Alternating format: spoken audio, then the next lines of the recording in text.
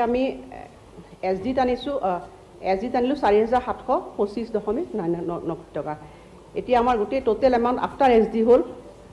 ১,১২,২৮.28 কোটি টকা। এতিয়া আমাৰ ভোটেড এক্সপেণ্ডিচাৰ হ'ল এছডি ৪,৭25.৯৯ কোটি টকা। টোটেল চাৰ্জ এক্সপেণ্ডিচাৰ নাই আমাৰ কোনো, আৰু এতিয়া গতিকে আমি কোনো ইয়াত ৰিচিভ বাজেট আমি দেখুওৱা নাই এছডিত। আমি তাৰমানে আগত যিটো ডেফিচিট আছিল তাৰ লগতে গোটেইখিনি ডেফিচিটতহে এড হ'ব, মানে যিহেতু যিখিনি আমাৰ ৰেভিনিউ কালেকশ্যন আৰু কেপিটেল সেইটোতো তাত বাজেটত আহি গ'ল, এইখিনি ডেফিচিটতহে প্লাছ হ'ব আগৰ ডেফিচিটত। এই কথাটো তাৰমানে অধ্যক্ষ মহোদয়, আমি আচলতে কেতিয়াবা এছডিবিলাক মানে আমি বিভিন্ন ধৰণৰ পৰিস্থিতিত আমি এছডিটো আনো, আৰু এতিয়া বিশেষকৈ আমি এছডিটো আনিব লগা হ'ল অধ্যক্ষ মহোদয়। আমাৰ কিছুমান এতিয়া অমৃত যিখন আঁচনি আপোনালোকে দেখিলে, তাৰ পাছত শ্বেয়াৰটো আমাৰ আহি গ'ল, এই মাজতে আহি গ'ল, সেইকেইটা মানে আনিলোঁ স্পেচিয়েল কাৰণত, আৰু এতিয়া আমি এইখিনি আমি অন্তৰ্ভুক্ত কৰিছোঁ। আৰু আপুনি এইটো কৈছে যে আমি গোটেইখিনি টকাটো আমি কেনেধৰণে এডজাষ্ট কৰিম, আমি সেইটো কথাইতো আপুনি কৈছে। গতিকে আমি এডজাষ্টটো পিছত এছডি আমাৰ আহিব পাৰে, পিছত যেতিয়া আমি যদি এছডি আহিলে তেতিয়া আমি ৰিএপ্ৰপেশ্যন কৰিব পাৰোঁ, গ্ৰাণ্টবিলাক বা ৰিঅৰিয়েণ্টেশ্যন কৰোঁ, তেতিয়া আমি সেনেকৈ ধৰণে অৰ্গেনাইজ কৰিম। হ'ব, ধন্যবাদ। অনুমতি দিয়া হ'ল। ৰাজভৱনৰ পৰা বিনিয়োজন বিধেয়কখন সদনত উত্থাপন কৰিবৰ বাবে অসমৰ ৰাজ্যপাল মহোদয়ে 2021 চনৰ 10 আগষ্ট তাৰিখত এটা বাণী পঠিয়াইছে। বাণীটো হ'ল under the provision of article 2071 of the constitution of India, I, Professor Jagdish Mukhi, Governor of Assam, recommend the introduction of the Assam Appropriation Nong 2 Bill 2021 in the Assam Legislative Assembly. মাননীয় বিত্তমন্ত্ৰীয়ে বিধেয়কখন সদনত উত্থাপন কৰিব। Assam বিনিয়োজন number 2 বিধেয়ক 2021 মই সদনত উত্থাপন কৰিলোঁ। এতিয়া অসম বিধানসভাৰ সচিবে বিধেয়কখনৰ শিৰোনামা পঢ়ি দিব। The Assam Appropriation Number 2 Bill 2021.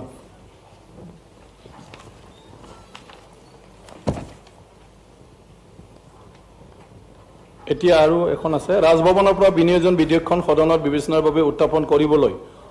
অসমৰ ৰাজ্যপাল মহোদয়ে 2021 চনৰ 10 আগষ্ট তাৰিখে এটা বাণী পঠিয়াইছে। বাণীটো হ'ল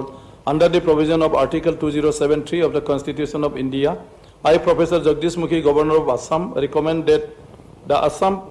Appropriation Nong 2 Bill 2021 be taken into consideration by the Assam Legislative Assembly. মাননীয় বিত্তমন্ত্ৰীয়ে বিধেয়কখন বিবেচনাৰ বাবে সদনত প্ৰস্তাৱ উত্থাপন কৰিব। মাননীয় অধ্যক্ষ মহোদয়, অসম বিনিয়োজন নম্বৰ 2 বিধেয়ক 2021 বিবেচনাৰ বাবে মই সদনত প্ৰস্তাৱ উত্থাপন কৰিলোঁ। মাননীয় সদস্যসকলে বিধেয়কখন বিবেচনাধীনৰ পৰ্যায়ত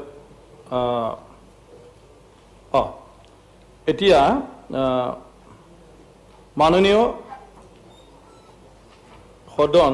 মই এতিয়া প্ৰস্তাৱটো সদনত দাঙি ধৰিলোঁ। প্ৰস্তাৱটো হ'ল অসম বিনিয়োজন নং 2 বিধেয়ক 2021 বিবেচনাৰ বাবে লোৱা হওক। যিসকল মাননীয় সদস্যা প্ৰস্তাৱটোৰ সপক্ষে আছে তেখেতসকলে কওক হয়, যিসকল বিপক্ষে আছে তেখেতসকলে কওক নহয়। মই ভাবোঁ হয়ৰ সপক্ষে প্ৰস্তাৱটো গৃহীত হ'ল। মই বিধেয়কখনৰ 2 আৰু 3 নং দফাৰ লগতে অনুসূচীখন সদনত দাঙি ধৰিলোঁ। প্ৰশ্নটো হ'ল বিধেয়কখনৰ 2 আৰু 3 নং দফাৰ লগতে অনুসূচীখন বিধেয়কখনৰ অংশ হ'ব। যিসকল মাননীয় সদস্যা দফা 2টাৰ লগতে অনুসূচীখনৰ সপক্ষে আছে তেখেতসকলে কওক হয়, যিসকল বিপক্ষে আছে তেখেতসকলে কওক নহয়। মই ভাবোঁ হয়ৰ সপক্ষে বিধেয়কখনৰ 2 আৰু 3 নং দফাৰ লগতে অনুসূচীখন বিধেয়কখনৰ অংশ হ'ল। এতিয়া মই বিধেয়কখনৰ 1 নং দফা সংক্ষিপ্ত নাম সদনত দাঙি ধৰিলোঁ। প্ৰশ্নটো হ'ল বিধেয়কখনৰ 1 নং দফা সংক্ষিপ্ত নাম বিধেয়কখনৰ অংশ হ'ব। যিসকল মাননীয় সদস্যা সপক্ষে আছে তেখেতসকলে কওক হয়, যিসকল বিপক্ষে আছে তেখেতসকলে কওক নহয়। মই ভাবোঁ হয়ৰ সপক্ষে বিধেয়কখনৰ 1 নং দফা সংক্ষিপ্ত নাম বিধেয়কখনৰ অংশ হ'ল। মাননীয় বিত্তমন্ত্ৰীয়ে বিধেয়কখনৰ পাৰিত কৰাৰ বাবে প্ৰস্তাৱ উত্থাপন কৰিব। মাননীয় অধ্যক্ষ মহোদয়, অসম বিনিয়োজন নম্বৰ 2 বিধেয়ক 2021 পাৰিত কৰাৰ বাবে মই সদনত প্ৰস্তাৱ উত্থাপন কৰিলোঁ। মই এতিয়া প্ৰস্তাৱটো অনুমোদনৰ বাবে সদনত দাঙি ধৰিলোঁ। প্ৰস্তাৱটো হ'ল অসম বিনিয়োজন নং 2 বিধেয়ক 2021 পাৰিত কৰা হওক। যিসকল মাননীয় সদস্যা প্ৰস্তাৱটোৰ সপক্ষে আছে তেখেতসকলে কওক হয়, যিসকল বিপক্ষে আছে তেখেতসকলে কওক নহয়। মই ভাবোঁ হয়ৰ সপক্ষে প্ৰস্তাৱটো পাৰিত কৰা হ'ল, বিধেয়কখনো পাৰিত কৰা হ'ল। এতিয়া আছে দি Assam municipal second amendment bill 2021 মাননীয় নগর উন্নয়ন মন্ত্রী দি Assam municipal second amendment bill 2021 উত্থাপন করার বাবে সদনৰ অনুমতি বিচাৰি প্ৰস্তাৱ কৰিবলৈ অনুৰোধ জনালো মাননীয় অধ্যক্ষ মহোদয় Assam municipal second amendment bill 2021 বিধেয়কখন সদনত উপস্থাপন কৰিবলৈ মই অনুমতি বিচাৰিছো বিধেয়কখন উত্থাপন কৰাৰ বাবে অনুমতি দিয়া সদনৰ সন্মতি আছে নে অনুমতি দিয়া হল এতিয়া মাননীয় নগৰ উন্নয়ন মন্ত্ৰীক বিধেয়কখন উত্থাপন কৰিবলৈ অনুৰোধ জনালো মাননীয় অধ্যক্ষ মহোদয় Assam municipal second amendment bill 2021 বিধেয়কখন মই সদনত উপস্থাপন কৰিলো অসম বিধানসভাৰ সচিবে বিধেয়কখন শিৰোনামা পঢ়ি দিব The Assam Municipal Second Amendment Bill 2021. It is the Bengal, Agra and Assam Civil Courts, Assam Amendment Bill 2021. Mananiya Mukhyamantri, the Bengal, Agra and Assam Civil Courts, Assam Amendment Bill 2021 বিবেচনাৰ বাবে সদনৰ প্ৰস্তাৱ উত্থাপন কৰিবলৈ অনুৰোধ জনালো কোনে কৰিব মুখ্যমন্ত্ৰী হয় আৰে কোনবাটো থাকিব ন হা কাকো দিয়া নাই ন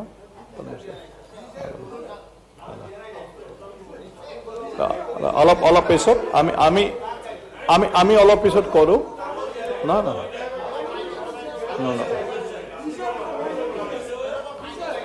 স্পিকাৰে খবৰ স্পিকাৰে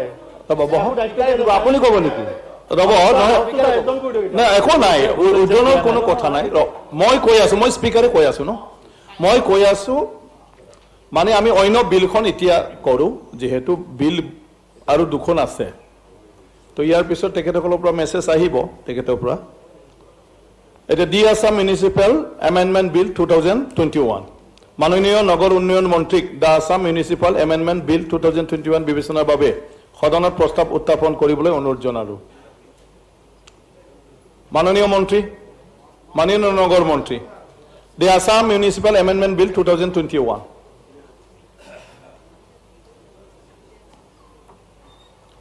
মাননীয় অধ্যক্ষ মহোদয়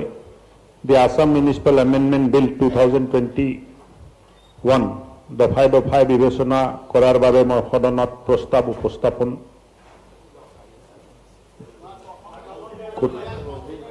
প্ৰথমে কনসিডাৰেশনটো আহিব কনসিডাৰেশন বি টেকেন ইনটু কনসিডাৰেশন হ'ব উত্থাপন কৰাৰ বাবে অনুমতি বিচাৰিছো বিবেচনাৰ বাবে বিবেচনাৰ বাবে সদনৰ প্ৰস্তাৱ উত্থাপন কৰিবলৈ অনুমতি বিচাৰিছো এতিয়া মই প্ৰস্তাৱটো সদনত দাঙি ধৰিলো প্ৰস্তাৱটো হ'ল দি আসাম মিউনিচিপাল এমেন্ডমেন্ট বিল 2021 বিবেচনাৰ বাবে লোৱা হওক যিসকল মাননীয় সদস্য প্ৰস্তাৱটোৰ সপক্ষে আছে তেখেতসকলে কক হয় যিসকল বিপক্ষে আছে তেখেতসকলে কক নহয় মই ভাবো হয়ৰ সপক্ষে প্ৰস্তাৱটো গৃহীত হ'ল বিধেয়কখনৰ 2 নং দফাত মাননীয় সদস্য শ্ৰী কমলেশ্বৰ দে পুৰকাষ্টৰ নামত দুটা শ্ৰী হাফিৰ বছিৰ আহমেদ শ্ৰী সিৰাজউদ্দিন আজমল শ্ৰী আমিনুল ইছলাম জ্যেষ্ঠ শ্ৰী ফণীধৰ তালুকদাৰ আৰু শ্ৰী আশৰাফুল হুছেইনৰ নামত এটা শ্ৰী ভৰত চন্দ্ৰ নৰ শ্ৰী ৰকিবুল হুছেইন শ্ৰী দেৱব্ৰত শইকীয়া শ্ৰীমতী নন্দিতা দাস শ্ৰী কমলেশ্বৰ দে পুৰকাষ্ট শ্ৰী আব্দুছ সোহান আলী সৰকাৰ শ্ৰীমতী শিৱামণি বৰা শ্ৰী ৱাজেদ আলী চৌধুৰী শ্ৰী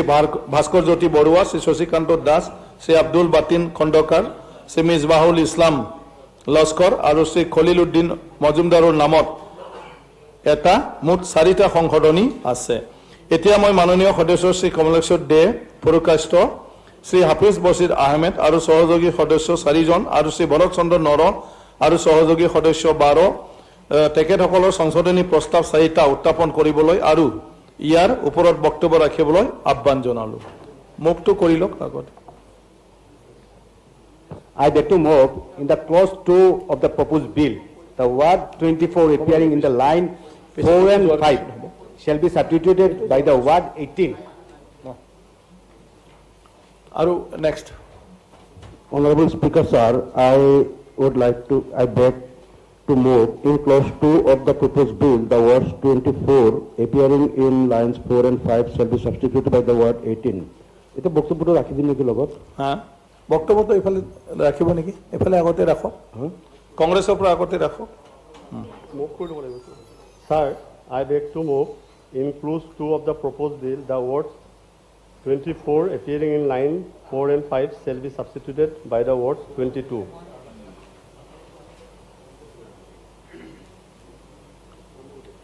না কিবা ক'বলৈ আছে তাৰ কাৰণে বক্তব্য ৰাখে ৰাখি লওক স্যাৰ কথাটো হচ্ছে এনেকুৱা যে 12 মাসেৰ পৰা একেলগে 24 মাস বিচাৰিছে আমি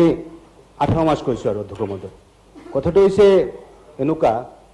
যে যোৱা দিন আমাৰ এসেম্বলি ইলেকশন হল বেলেগ বেলেগ বহুতখিনি অনুষ্ঠান হল এতিয়া কথাটো হৈছে কি আমি গণতন্ত্ৰটো জীয়াই ৰাখিব বিচাৰিছো মানে গণতন্ত্ৰটো যাতে অক্ষুণ্ণ থাকে তাৰ কাৰণে ইলেকশন পাতিব লাগিব অধ্যক্ষ মহোদয় এতিয়া যদি 24 মাসৰ কাৰণে ইটো বঢ়াই লোৱা হয় 24 মাস 24 মাহ বড় বছৰলৈ আৰু ক'ত যাম বাৰু আমাৰ 24 মাহৰ কাৰণে যদি একেলগে বঢ়াই লোৱা হয় যদি তেনেহ'লে মই ভাবো যে গণতান্ত্ৰিক যিটো অধিকাৰ আছে মানুহৰ ইখিনি খৰ্ব কৰা হ'ব নেক্সট আৰু মেইনলি কথাটো হৈছে কি সেন্ট্ৰেল গভৰ্ণমেণ্টৰ ফালৰ পৰা বহুতখিনি টকা আহে আমি যেতিয়া ইলেকশন পাতো আমি যেতিয়া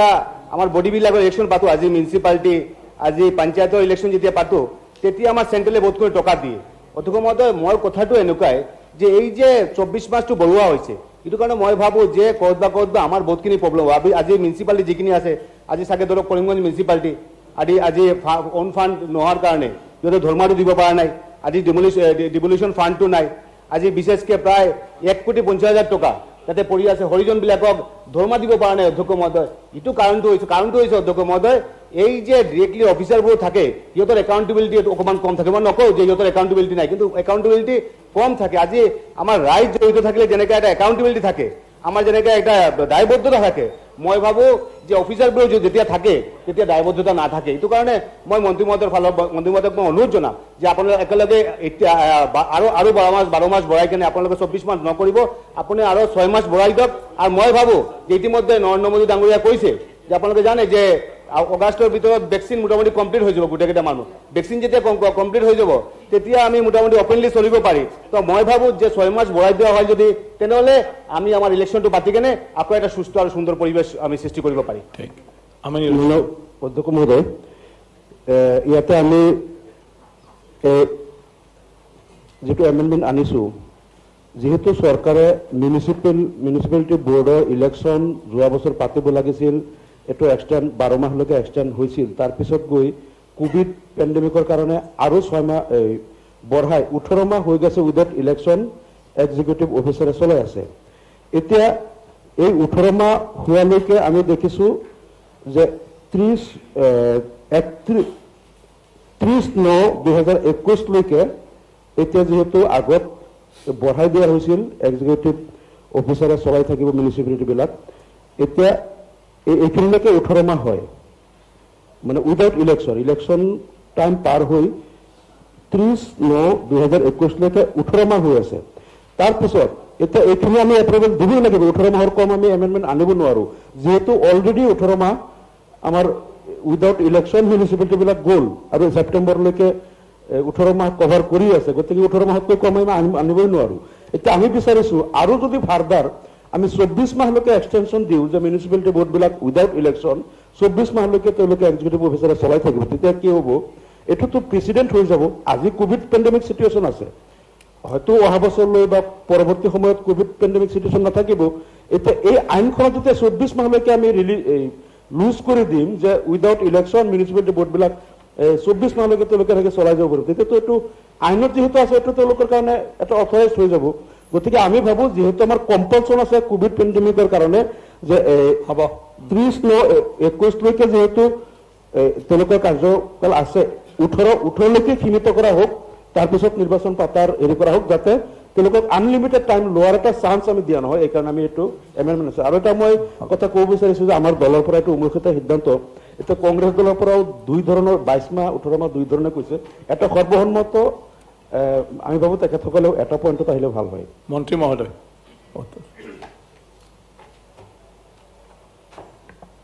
অধ্যক্ষ মহোদয়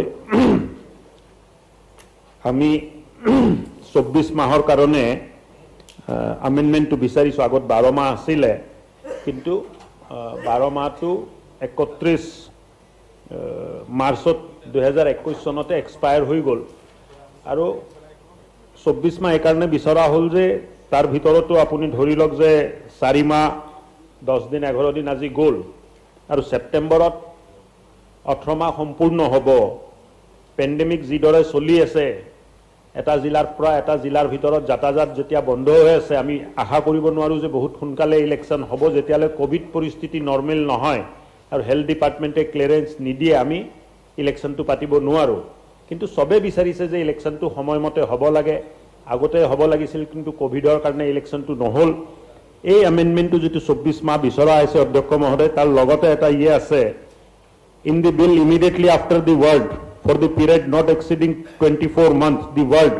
only in case of exceptional circumstances such as COVID-19 pandemic অকল এটো COVID-19 ৰ নিচিনা এটা দুৰ্যোগৰ সময়হে আমি 24 মাহ কৰি লৈছো একবাৰ এই ইলেকশ্যন হৈ যোৱাৰ পিছত এই এক্সটেনশনৰ ইটো নাথাকিব অকল কোভিডৰ নিচিনা পৰিস্থিতি নিৰ্মাণ হলে এই ক্লজটো ইনভক কৰিব পাৰিব তে মই ভাবো যে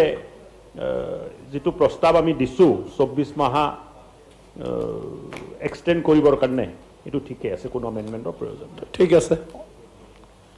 এতিয়া মানে ডকুমেন্টই মানে মন্ত্ৰী মহোদয় যেটো কৈছে যে ঠিক আছে যদি ইয়াতে এটো প্ৰভিজন লগাই দিয়া হয় যে এটো অনলি ফৰ কোভিড পেণ্ডেমিক এটো এনেকুৱা সিচুৱেচনৰ কাৰণে 24 মাহ নহলে আগৰ নিচিনা 6 মাহ 6 মাহতেই মানে নহলে কিন্তু এটা আনলিমিটেড হে যেটো প্ৰভিজনটো লগোৱা নাই কোভিড মানে এমেন্ডমেন্ট এটা আনিছে কোভিডৰ এটো হৈ যাব আহিব এটো মানে আমি হেতু সোমাই দিব লাগিছিল মোৰ মতে না এতিয়া আনিছে এটো হৈ যাব এতিয়া মোৰ কথাটো এনেকুৱা আছিল স্যাৰ মোৰ ক'ব লগা আছে এই 24 মাহ যে বঢ়াইছে তাৰ পিছতে আকৌ কোভিডটো কমি নগল আৰু হয়তো বা বাঢ়ি যাব পাৰে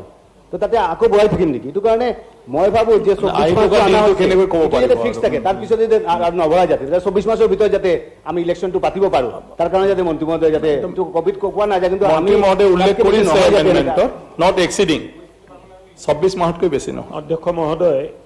এতিয়া যেটো বিচৰাইছে 24 মাহ বিচৰা হৈছে আৰু কোভিড কাৰো হাতত নাই চৰকাৰে সম্পূৰ্ণ প্ৰয়াস কৰিও যিখিনি কৰিলে ভাবো যে চৰকাৰক আৰু মানে আমাৰ স্বাস্থ্য মন্ত্ৰীক ধন্যবাদ দিব লাগে যে ইমান ধুনীয়া এটা পৰিৱেশ ৰচনা কৰিছে লাহে লাহে কোভিডটো কমি গৈ আছে আৰু কোভিড যদি কমি যায় চৰকাৰেটো কালিয়ে ইলেকশ্যন পাতি দিব খোজে আমি বিচাৰিছো যে গণতন্ত্ৰটো সুৰক্ষিত হৈ থাকক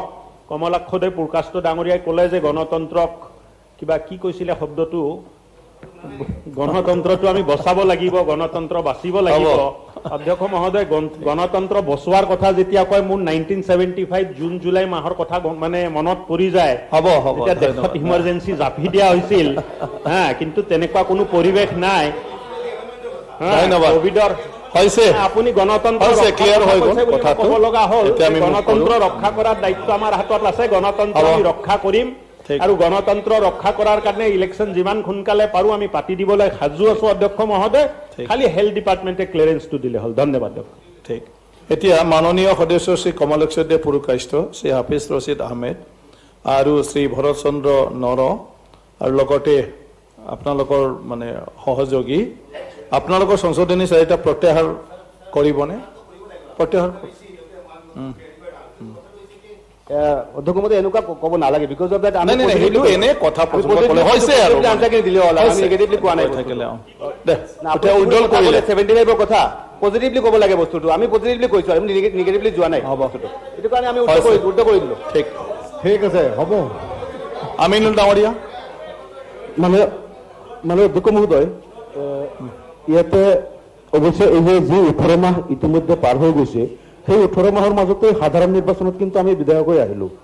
তাৰ আগৰ পৰা এই 18 মাহৰ ভিতৰতে আমি নিৰ্বাচনত আহিলো গতিকে কথাটো যেতিয়া আমাৰ ইলেকশ্যনটো এনেকৈ হ'ল এই 18 মাহৰ ভিতৰত আমি নিৰ্বাচন হৈ আহিলো আৰু ফাৰ্দাৰ এক্সটেণ্ড নকৰাকৈ 18 মাহৰ পিছত এতিয়া পৰিৱেশ পৰিস্থিতি যথেষ্ট ভাল হৈছে আমি ভাবো নিৰ্বাচন পাতি দিয়াটো ভাল আৰু এইখিনি মই অনুৰোধ জনাই মই উইথড্ৰ কৰিলে ঠিক আছে সংশোধনী কেইটা প্ৰত্যাহাৰ কৰাৰ বাবে সদনৰ সন্মতি আছেনে সদনৰ সন্মতি সাপেক্ষে সংশোধনী কেইটা প্ৰত্যাহাৰ কৰা হল দফা নং 2 বিধেয়কখনৰ অংশ হ'ব যিসকলে মাননীয় সদস্য দফাটোৰ সপক্ষে আছে তেখেতসকলে কক হয় যিসকল বিপক্ষে আছে তেখেতসকলে কক নহয় মই ভাবো হয়ৰ সপক্ষে হয়ৰ সপক্ষে হয়ৰ সপক্ষে 2 নং দফাটো বিধেয়কখনৰ অংশ হল বিধেয়কখনৰ 2 নং দফাত মাননীয় নগৰ উন্নয়ন মন্ত্ৰী নামত এটা সংশোধনী আছে মাননীয় মন্ত্ৰী মহোদয়ক সংশোধনীটো উত্থাপন কৰিবলৈ আহ্বান জনালো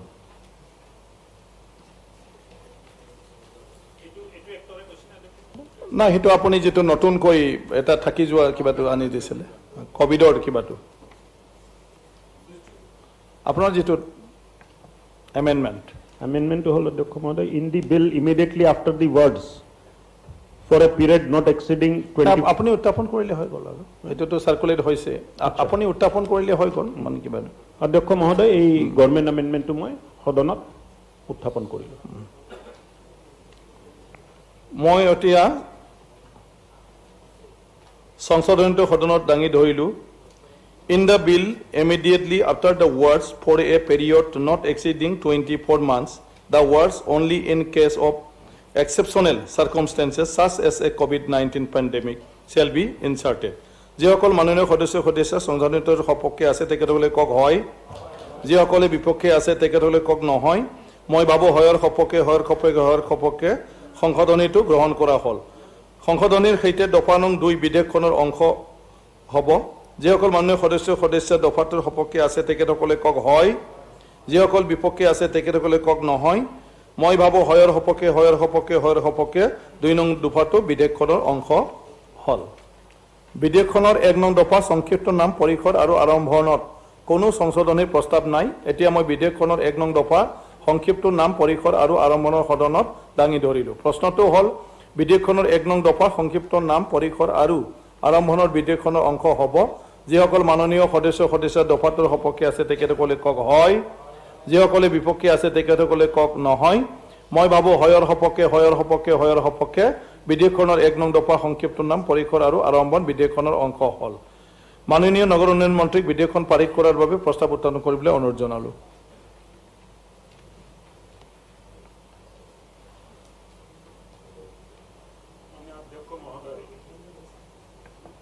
মানে অধ্যক্ষ মহোদয়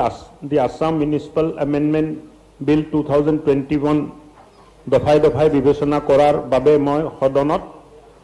প্ৰস্তাৱ উত্থাপন কৰিম না পাস কৰিবলৈ এটা হয় পাৰিত কৰিবলৈ পাস কৰিবলৈ মাননীয় অধ্যক্ষ মহোদয় দি আসাম মিউনিসিপাল এমেন্ডমেন্ট বিল 2021 পাৰিত কৰাৰ বাবে মই সদনত প্ৰস্তাৱ উপস্থাপন কৰিলো এতিয়া মই প্ৰস্তাৱটো অনুমোদনৰ বাবে সদনত দাঙি ধৰিলো প্ৰস্তাৱটো হল দা আসাম মিউনিসিপাল এমেন্ডমেন্ট বিল 2021 পাৰিত কৰা হয় যিসকল মাননীয় সদস্য প্ৰস্তাৱটোৰ সপক্ষে আছে তেখেতসকলে কক হয় যিসকলে বিপক্ষে আছে তেখেতসকলে কক নহয় মই ভাবো হয়ৰ সপক্ষে প্ৰস্তাৱটো পাৰিত কৰা হল বিধেয়কখনো পাৰিত কৰা হল এতিয়া কি থাকিল কোনটো ক্লজ তো ইয়াতো নাই সবটো মই এটা দিছিলো স্যার তাতে আছে লিখা হ্যাঁ মই এটা না ইয়াত আৰু কি আছে আপোনাৰ পাঁচটো হৈ গল না পাঁচটা মোৰ আছিল এইটো কোৱা না ইয়াতে আছিলটো এতিয়া আপোনাৰটো ভাষণ ৰাখিলে নহয় তাতে মই কোৱা নাই এইটো কাৰণে মই হেৰি কৰা নাই না একেবাৰতে আনি আছো সদায় পাঁচ হৈ গল বিলটো এতিয়া the Bengal Agra and Assam civil courts Assam amendment bill 2021 মাননীয় মুখ্যমন্ত্ৰীক the Bengal Agra and Assam civil courts Assam amendment bill 2021 বিবেচনাৰ বাবে সদনত প্ৰস্তাৱ উত্থাপন কৰিবলৈ অনুৰোধ জনালো মাননীয় অধ্যক্ষ মহোদয় the Bengal Agra and Assam civil courts Assam amendment bill 2021 দফাই বিবেচনা কৰাৰ বাবে মই সদনত প্ৰস্তাৱ উত্থাপন কৰিলো এতিয়া মই প্ৰস্তাৱটো সদনত দাঙি ধৰিলো প্ৰস্তাৱটো হল the Bengal Agra and Assam civil courts Assam amendments bill 2021 বিবেচনাৰ বাবে লোৱা হওক যিসকল মাননীয় সদস্য প্ৰস্তাৱটোৰ সপক্ষে আছে তেখেতসকলে কক হয় যিসকল বিপক্ষে আছে তেখেতসকলে কক নহয় মই ভাবো হয়ৰ সপক্ষে প্ৰস্তাৱটো গৃহীত হল বিধেয়কখনৰ 2 নং দফাত মাননীয় সদস্য শ্ৰী ভৰত চন্দ্ৰ Narah Shri Rakibul Hussain Shri Debabrata Saikia Shri Wajed Ali Choudhury Abul Kalam Rashid Alam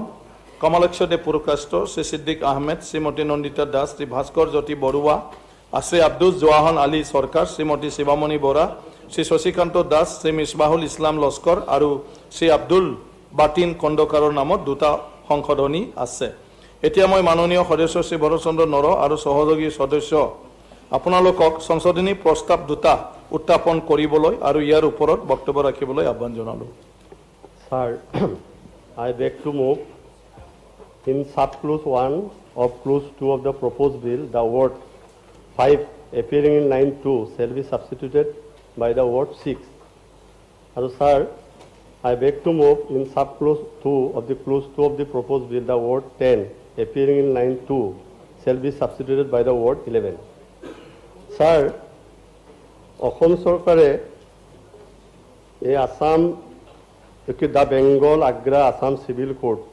Assam Amendment Bill 2021 it is. And yes, sir, section 19, principle according to section 19, that subsection 1, that sir 10 lakh will be 10 lakh rupees. The words 5 lakh shall be substituted. Government 10 lakh to 10 lakh korbo bichariছে civil court or sir যেটো pecuniary jurisdiction এটো এটা existing law মতে 10 লাখ আছে এটা সরকারে এটো 5 lakh korbo bichariছে আৰু sir section subsection 2 যেটো 20 লাখ আছিল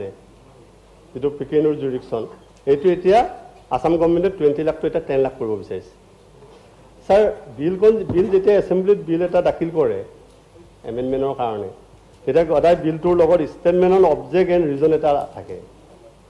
ইয়াত স্যাৰ এই স্টেটমেন্ট অফ অবজেক্ট এন্ড ৰিজনছৰ ৰিজনটো দিছে কি অবজেক্টটো দিয়া আছে ৰিজনটো নাই যে কি কাৰণে স্যাৰ 10 লাখ to 5 লাখ কৰিব বিচাৰিছে pecuniary jurisdiction of civil court junior division আৰু ইয়াত এই ৰিজনটো দিয়া নাই কিন্তু অবজেক্টটো দিছে যে honourable Guwahati high court has examined the matter relating to the pecuniary jurisdiction of civil court in the state of Assam as fixed by Bengal Agra and Assam Civil Code Act 1887 and after due consideration recommended the pecuniary jurisdiction of civil court should be curtailed. কিন্তু কি কাৰণে curtailed কৰিব লাগে the reason to sir ইয়াত নাই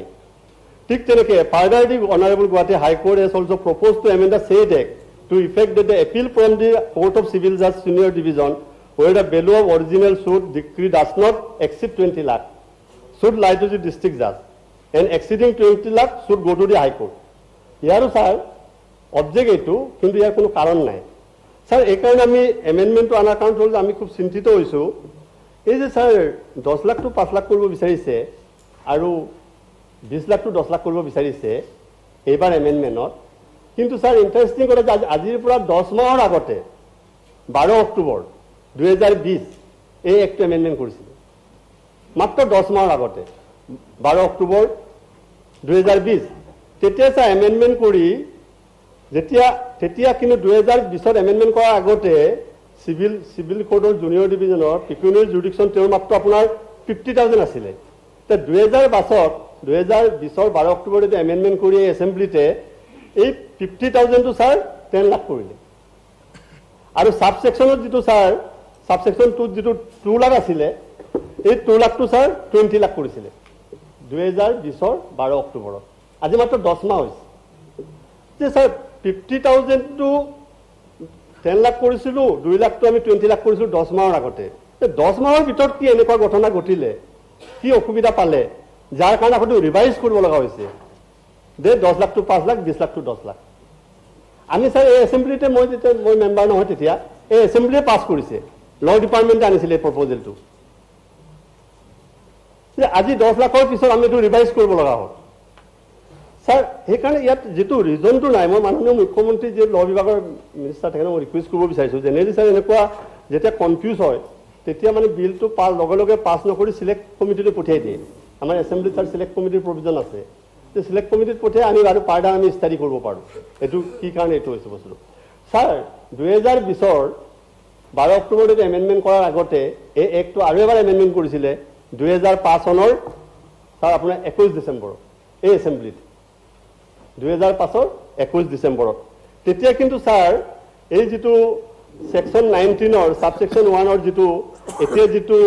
10 lakh to 5 lakh কৰিব বিচাৰিছে তেতিয়া স্যাৰ আগতে 7,000 আছিল 2005 আগতে the Bengal Agra Assam civil code act 1887 এটো 2005 21 ডিসেম্বৰত এমেন্ডমেন্ট কৰিছিল এমেন্ডমেন্ট কৰি পেলাই 7,000 to স্যাৰ 50,000 কৰিছিলে আৰু 25,000 to 2 লাখ কৰিছিলে তাৰপিছত 2020ত 2 লাখ to 20 লাখ কৰিলে আৰু 50,000 to 10 লাখ কৰিলে এইকাৰণে স্যাৰ মই মাননীয় মুখ্যমন্ত্ৰীক ক'ব বিচাৰিছোঁ আৰু স্যাৰ ইয়াত যদিও মই এমেণ্ডমেণ্ট এইটোত আনা নাই মই এইটো নাই সেকশন 19 মই এমেণ্ডমেণ্টত আনিছোঁ সেকশন 21 মই এমেণ্ডমেণ্টত আনা নাই কিন্তু সেকশন 21 ইয়াত এটা এমেণ্ডমেণ্ট আনিছে যে স্যাৰ আগতে আমাৰ যিটো ডিষ্ট্ৰিক্ট কোৰ্টত যিটো যেটা এপিল মানে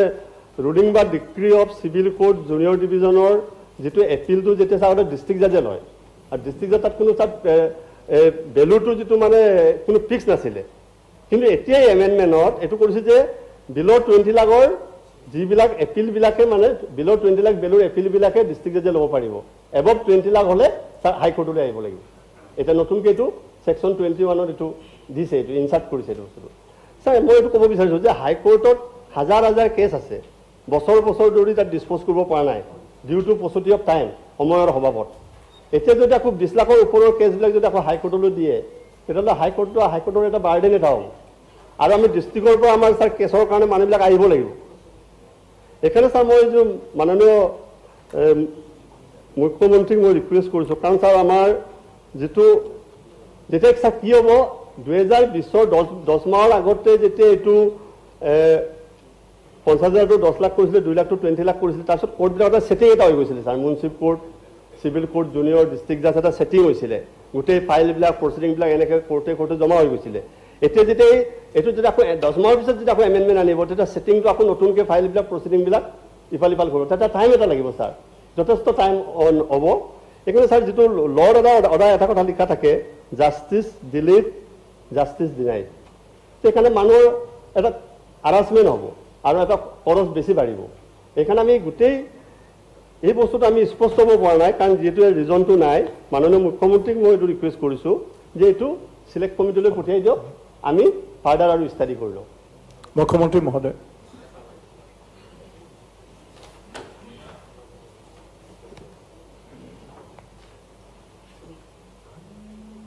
মাইক অধ্যক্ষ মহোদয় আমাৰ সদনত যেতিয়া আমি বিলবিলাক আনো তেতিয়া তাত প্ৰিএম্বুল এটা দিয়া যায় আৰু প্ৰিএম্বুলটোৱে আমি আইন এখন কিয় আনো বা কিয় সংশোধনী কৰোঁ তাক আমি বুজাওঁ আৰু ইয়াত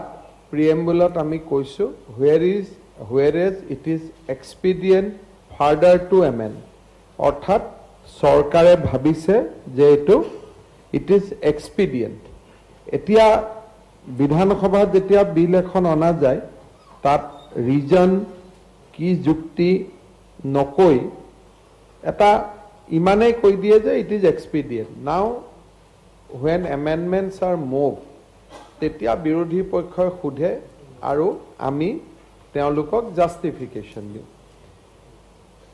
এই কথাটো এনেকুৱাই যে 2020 চনত গুৱাহাটী হাইকোৰ্টে আমাক ৰিকমেণ্ড কৰিছিল যে আমাৰ পিকুনিয়াৰী যিবিলাক জুৰিডিকশ্যন আছে সেই জুৰিডিকশ্যনবিলাক বহুত কম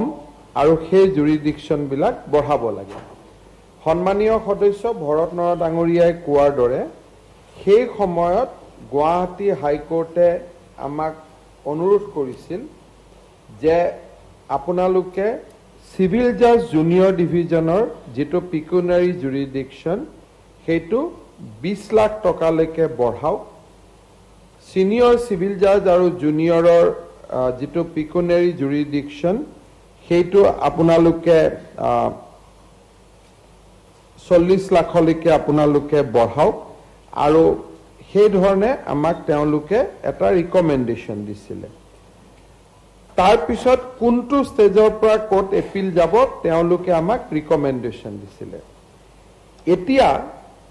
20 চনত ভৰত নৰহ ডাঙৰীয়াই কোৱাৰ দৰে হাজাৰত আছিল লাখলৈকে গ'ল 2005ৰ পৰা 20ত আমি এমেণ্ডমেণ্ট কৰিলোঁ যে এটা পিকুনিয়াৰী জুৰিডিকশ্যন আমি পালোগৈ ইয়াৰ পিছত গুৱাহাটী হাইকোৰ্টে অসম চৰকাৰক এখন চিঠি লিখে সেই চিঠিখনৰ ডেট হৈছে 31/5/2021 আৰু যেতিয়া গভৰ্ণমেণ্টক চিঠি লিখে তেতিয়া তেওঁলোকে এটা শব্দ ব্যৱহাৰ কৰে যে কনসিডাৰিং this amongst other aspect in entirely the Guwahati high court has been pleased to recommend তাৰমানে it is not the recommendation of chief justice it is the recommendation of Guwahati high court আৰু যেতিয়া হাইকোৰ্টে এটা ৰিকমেণ্ড কৰে তাৰমানে গোটেই কেইজন জাজ আৰু চিফ জাষ্টিছ বহি তেওঁলোকে গভৰ্ণমেণ্টক এটা বিষয়বস্তু ৰিকমেণ্ড কৰে হাইকোৰ্টে জাষ্টিফিকেশ্যন আমাক দিছিলে যে যেতিয়া এমেণ্ডমেণ্ট কৰা হৈছিল তেওঁলোকে এটা ভাবি ৰিকমেণ্ড কৰিছিল after that amendment was passed তেওঁলোকে ক'লে however after the amendment of pecuniary jurisdiction of civil judge junior division the courts of civil judge junior division in Assam were flooded with civil suits on the one hand and on the other hand the court of civil judges senior division were left with much less work and in some district hardly any work at all তাৰমানে এটা সময়ত হাইকোৰ্টে ধাৰণা কৰিছিল যে বহুত সময় পাৰ হৈ গ'ল ইমান পুৰণা এক গতিকে আমি যদি 20 লাখো কৰি দিওঁ আমাৰ অসুবিধা নহয়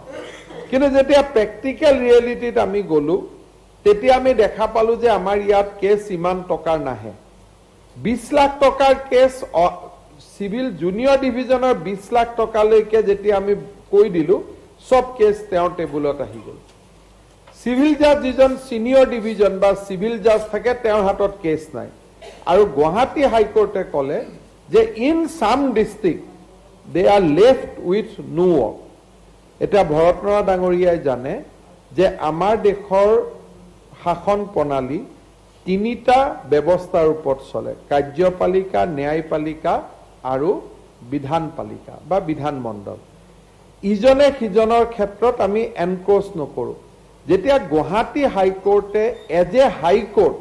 কালেক্টিভলি আমাক ৰিকমেণ্ড কৰিলে যে তোমালোকে এইটো এমেণ্ডমেণ্ট কৰা আমি সেই এমেণ্ডমেণ্টটো বিধানসভাত আনিছো আৰু এই চিঠিখনে এইটো কথা বুজাইছে যে this is a recommendation of Guwahati high court not of any individual this recommendation has কাম ফ্ৰম দ্য ইনষ্টিটিউশ্যন ইটছেল্ফ এটা এমেণ্ডমেণ্ট কৰা হৈছিলে ছমাহ চালে তেওঁলোকে দেখিলে যে সেইটোৱে this is need to be further amended এটা গুৱাহাটী হাইকোৰ্টৰ চিফ জাষ্টিছৰ ওপৰত আমি সিলেক্ট কমিটি বনাব পাৰো আমাৰ অধিকাৰ আছে বাট বেলেন্স অফ পাৱাৰ যেতিয়া আমি মেইনটেইন কৰো তেতিয়া আমি যদি সিলেক্ট কমিটি বনাও উই হ্যাভ টু সামন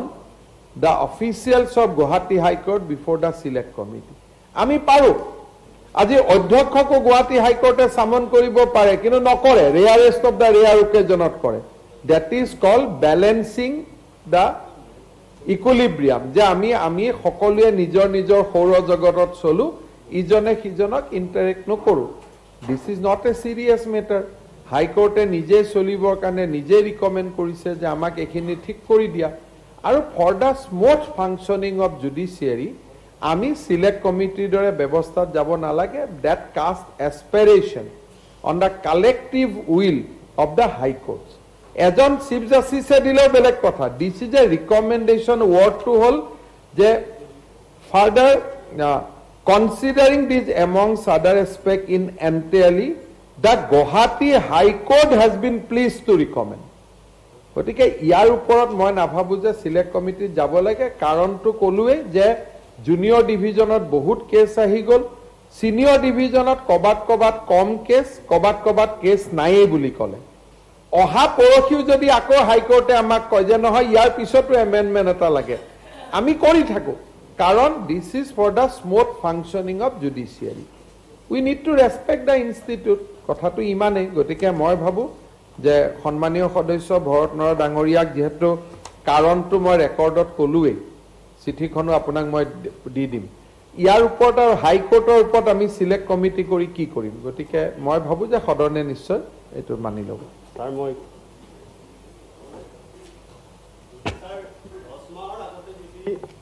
একটো যদি আমি তেতিয়া এমেণ্ডমেণ্ট আমি কৰিছিলোঁ বোৰ্ডে তেতিয়াও হাইকোৰ্টে চাগে ৰিকমেণ্ড কৰিছিলে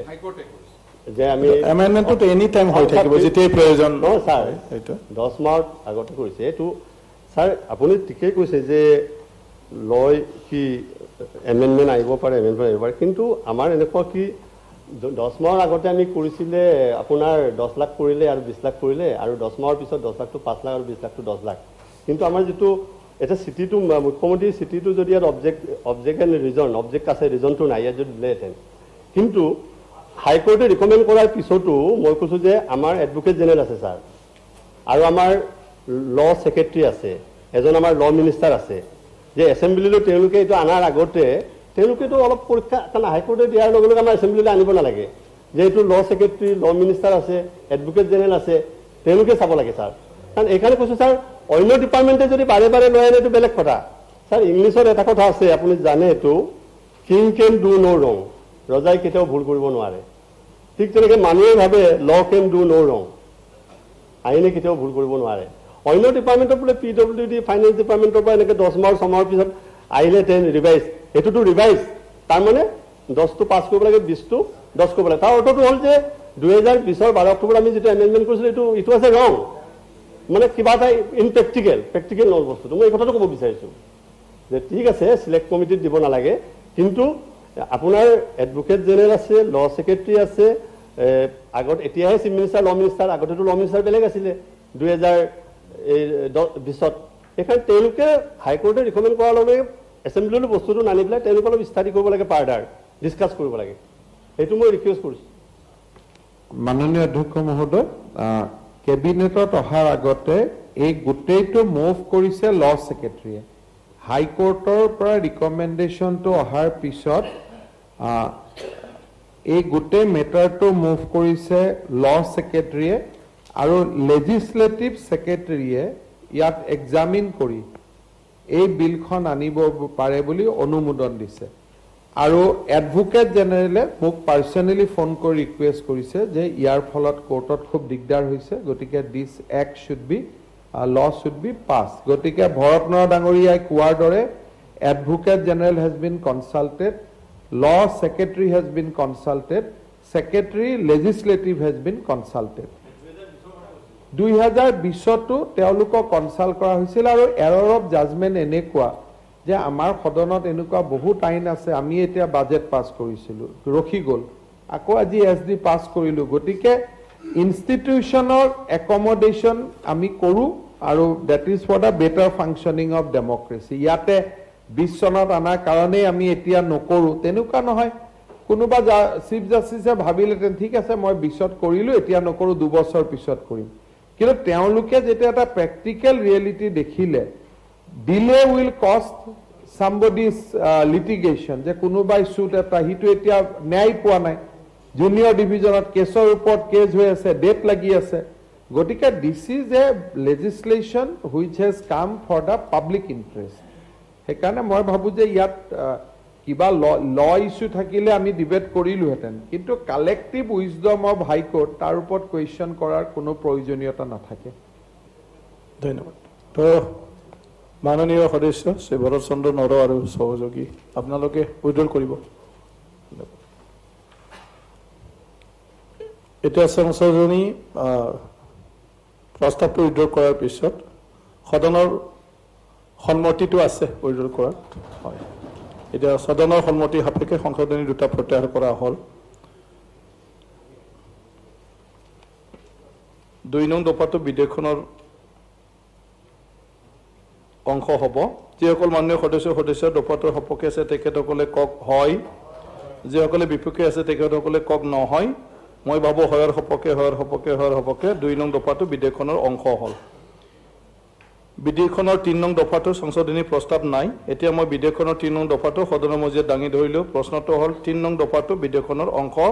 হ'ব যিসকলে মাননীয় সদস্য দফাটোৰ সপক্ষে আছে তেখেতসকলে কক হয় যিসকল বিপক্ষে আছে তেখেতসকলে কক নহয় মই ভাবো হয়ৰ সপক্ষে 3 নং দফাটো বিধেয়কখনৰ অংশ হ'ল বিধেয়কখনৰ 1 নং দফা সংক্ষিপ্ত নাম পৰিখৰ আৰু আৰম্ভণত কোনো সংশোধনী প্ৰস্তাৱ নাই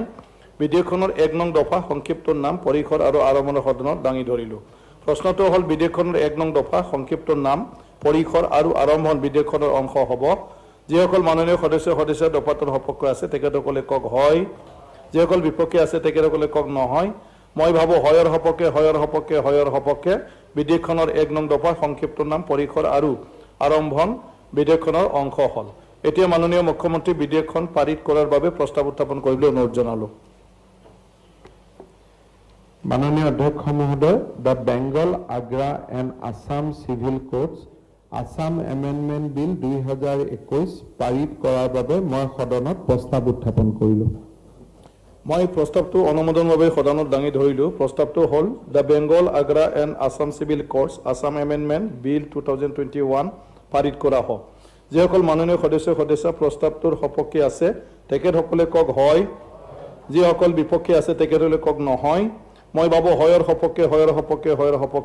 প্ৰস্তাৱটো পাৰিত কৰা হ'ল বিধেয়কখন পাৰিত কৰা হ'ল এতিয়া আছে আসাম উমেন্স আর কি হল পয়েন্ট এটা মাননীয় মুখ্যমন্ত্রী মহোদয় আছে তাতে কোনটো বিষয় এটা স্যার এটা পাসে হৈ গল বিলটো এটা একো নাই এটা বস্তু স্যার আধা মিনিট কল আধা মিনিট এনেকুৱা নাথাকে নহয় এনেকুৱা এমেণ্ডমেণ্ট বিল তা পাস হৈ গল 2000 কনস্টিটিউশনে আমাৰ 2024 মাল হল আমি অনুৰোধ জনাইছো যে আমাৰ এমএলএ এমপি কেইটাক 124 মেম্বাৰ হিচাপে ৰাখক কাৰণ এই সময়ত যাতে এইটো অনুৰোধ জনালো এটা ৰেকৰ্ডত নাযাব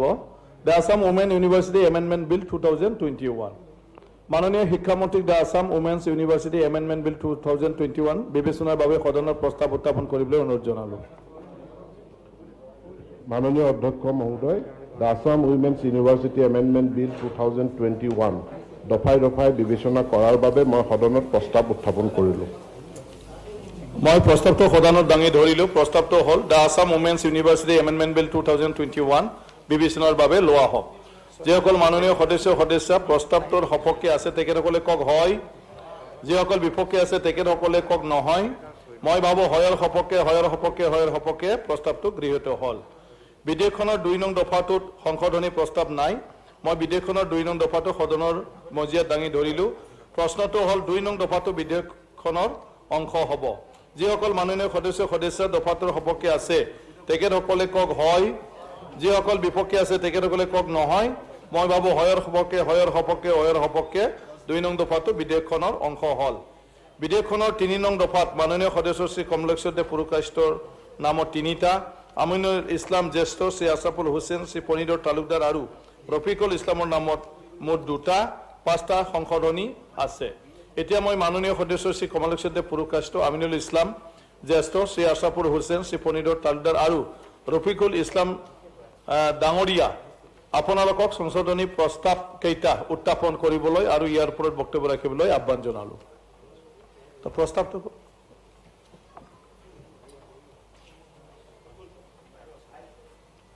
I beg to move in subclause Roman 1, clause 3 of the proposed bill, the word apply and industry appearing in line 2 and 3 respectively shall be retained in original place. Aminul Islam. Honorable Speaker, sir, I beg to move in subclause Roman 1 of clause 3 of the proposed bill, the word postgraduate occurring in line 1 and 2 shall be deleted, and the word applied occurring in line 2 shall be substituted by the word environment. And similarly, in subclause 1, Roman 1 A of clause 3 of the proposed bill, the word applied occurring in line 1 shall be substituted by the word environment. Kamalakshmi. In subclause Roman 2A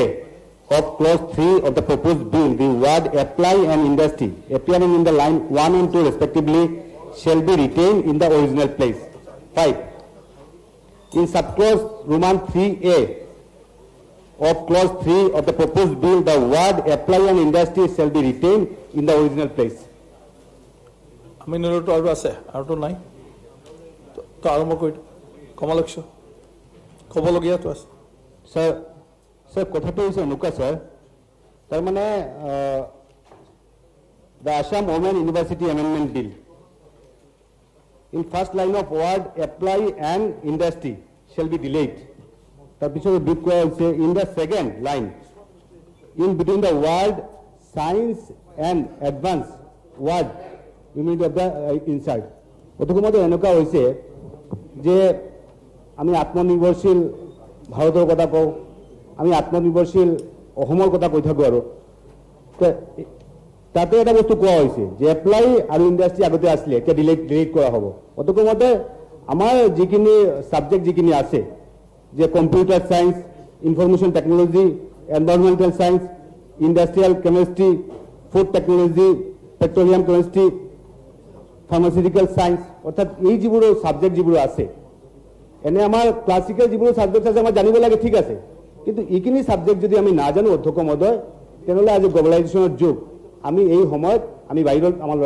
আমাৰ ল'ৰা ছোৱালীকেইটা যাই কিনে compete কৰিব নোৱাৰিব। এইটো কাৰণে মন্ত্ৰী মহোদয়ক মই অনুৰোধ জনাম যে যদি আমি বাহিৰত যদি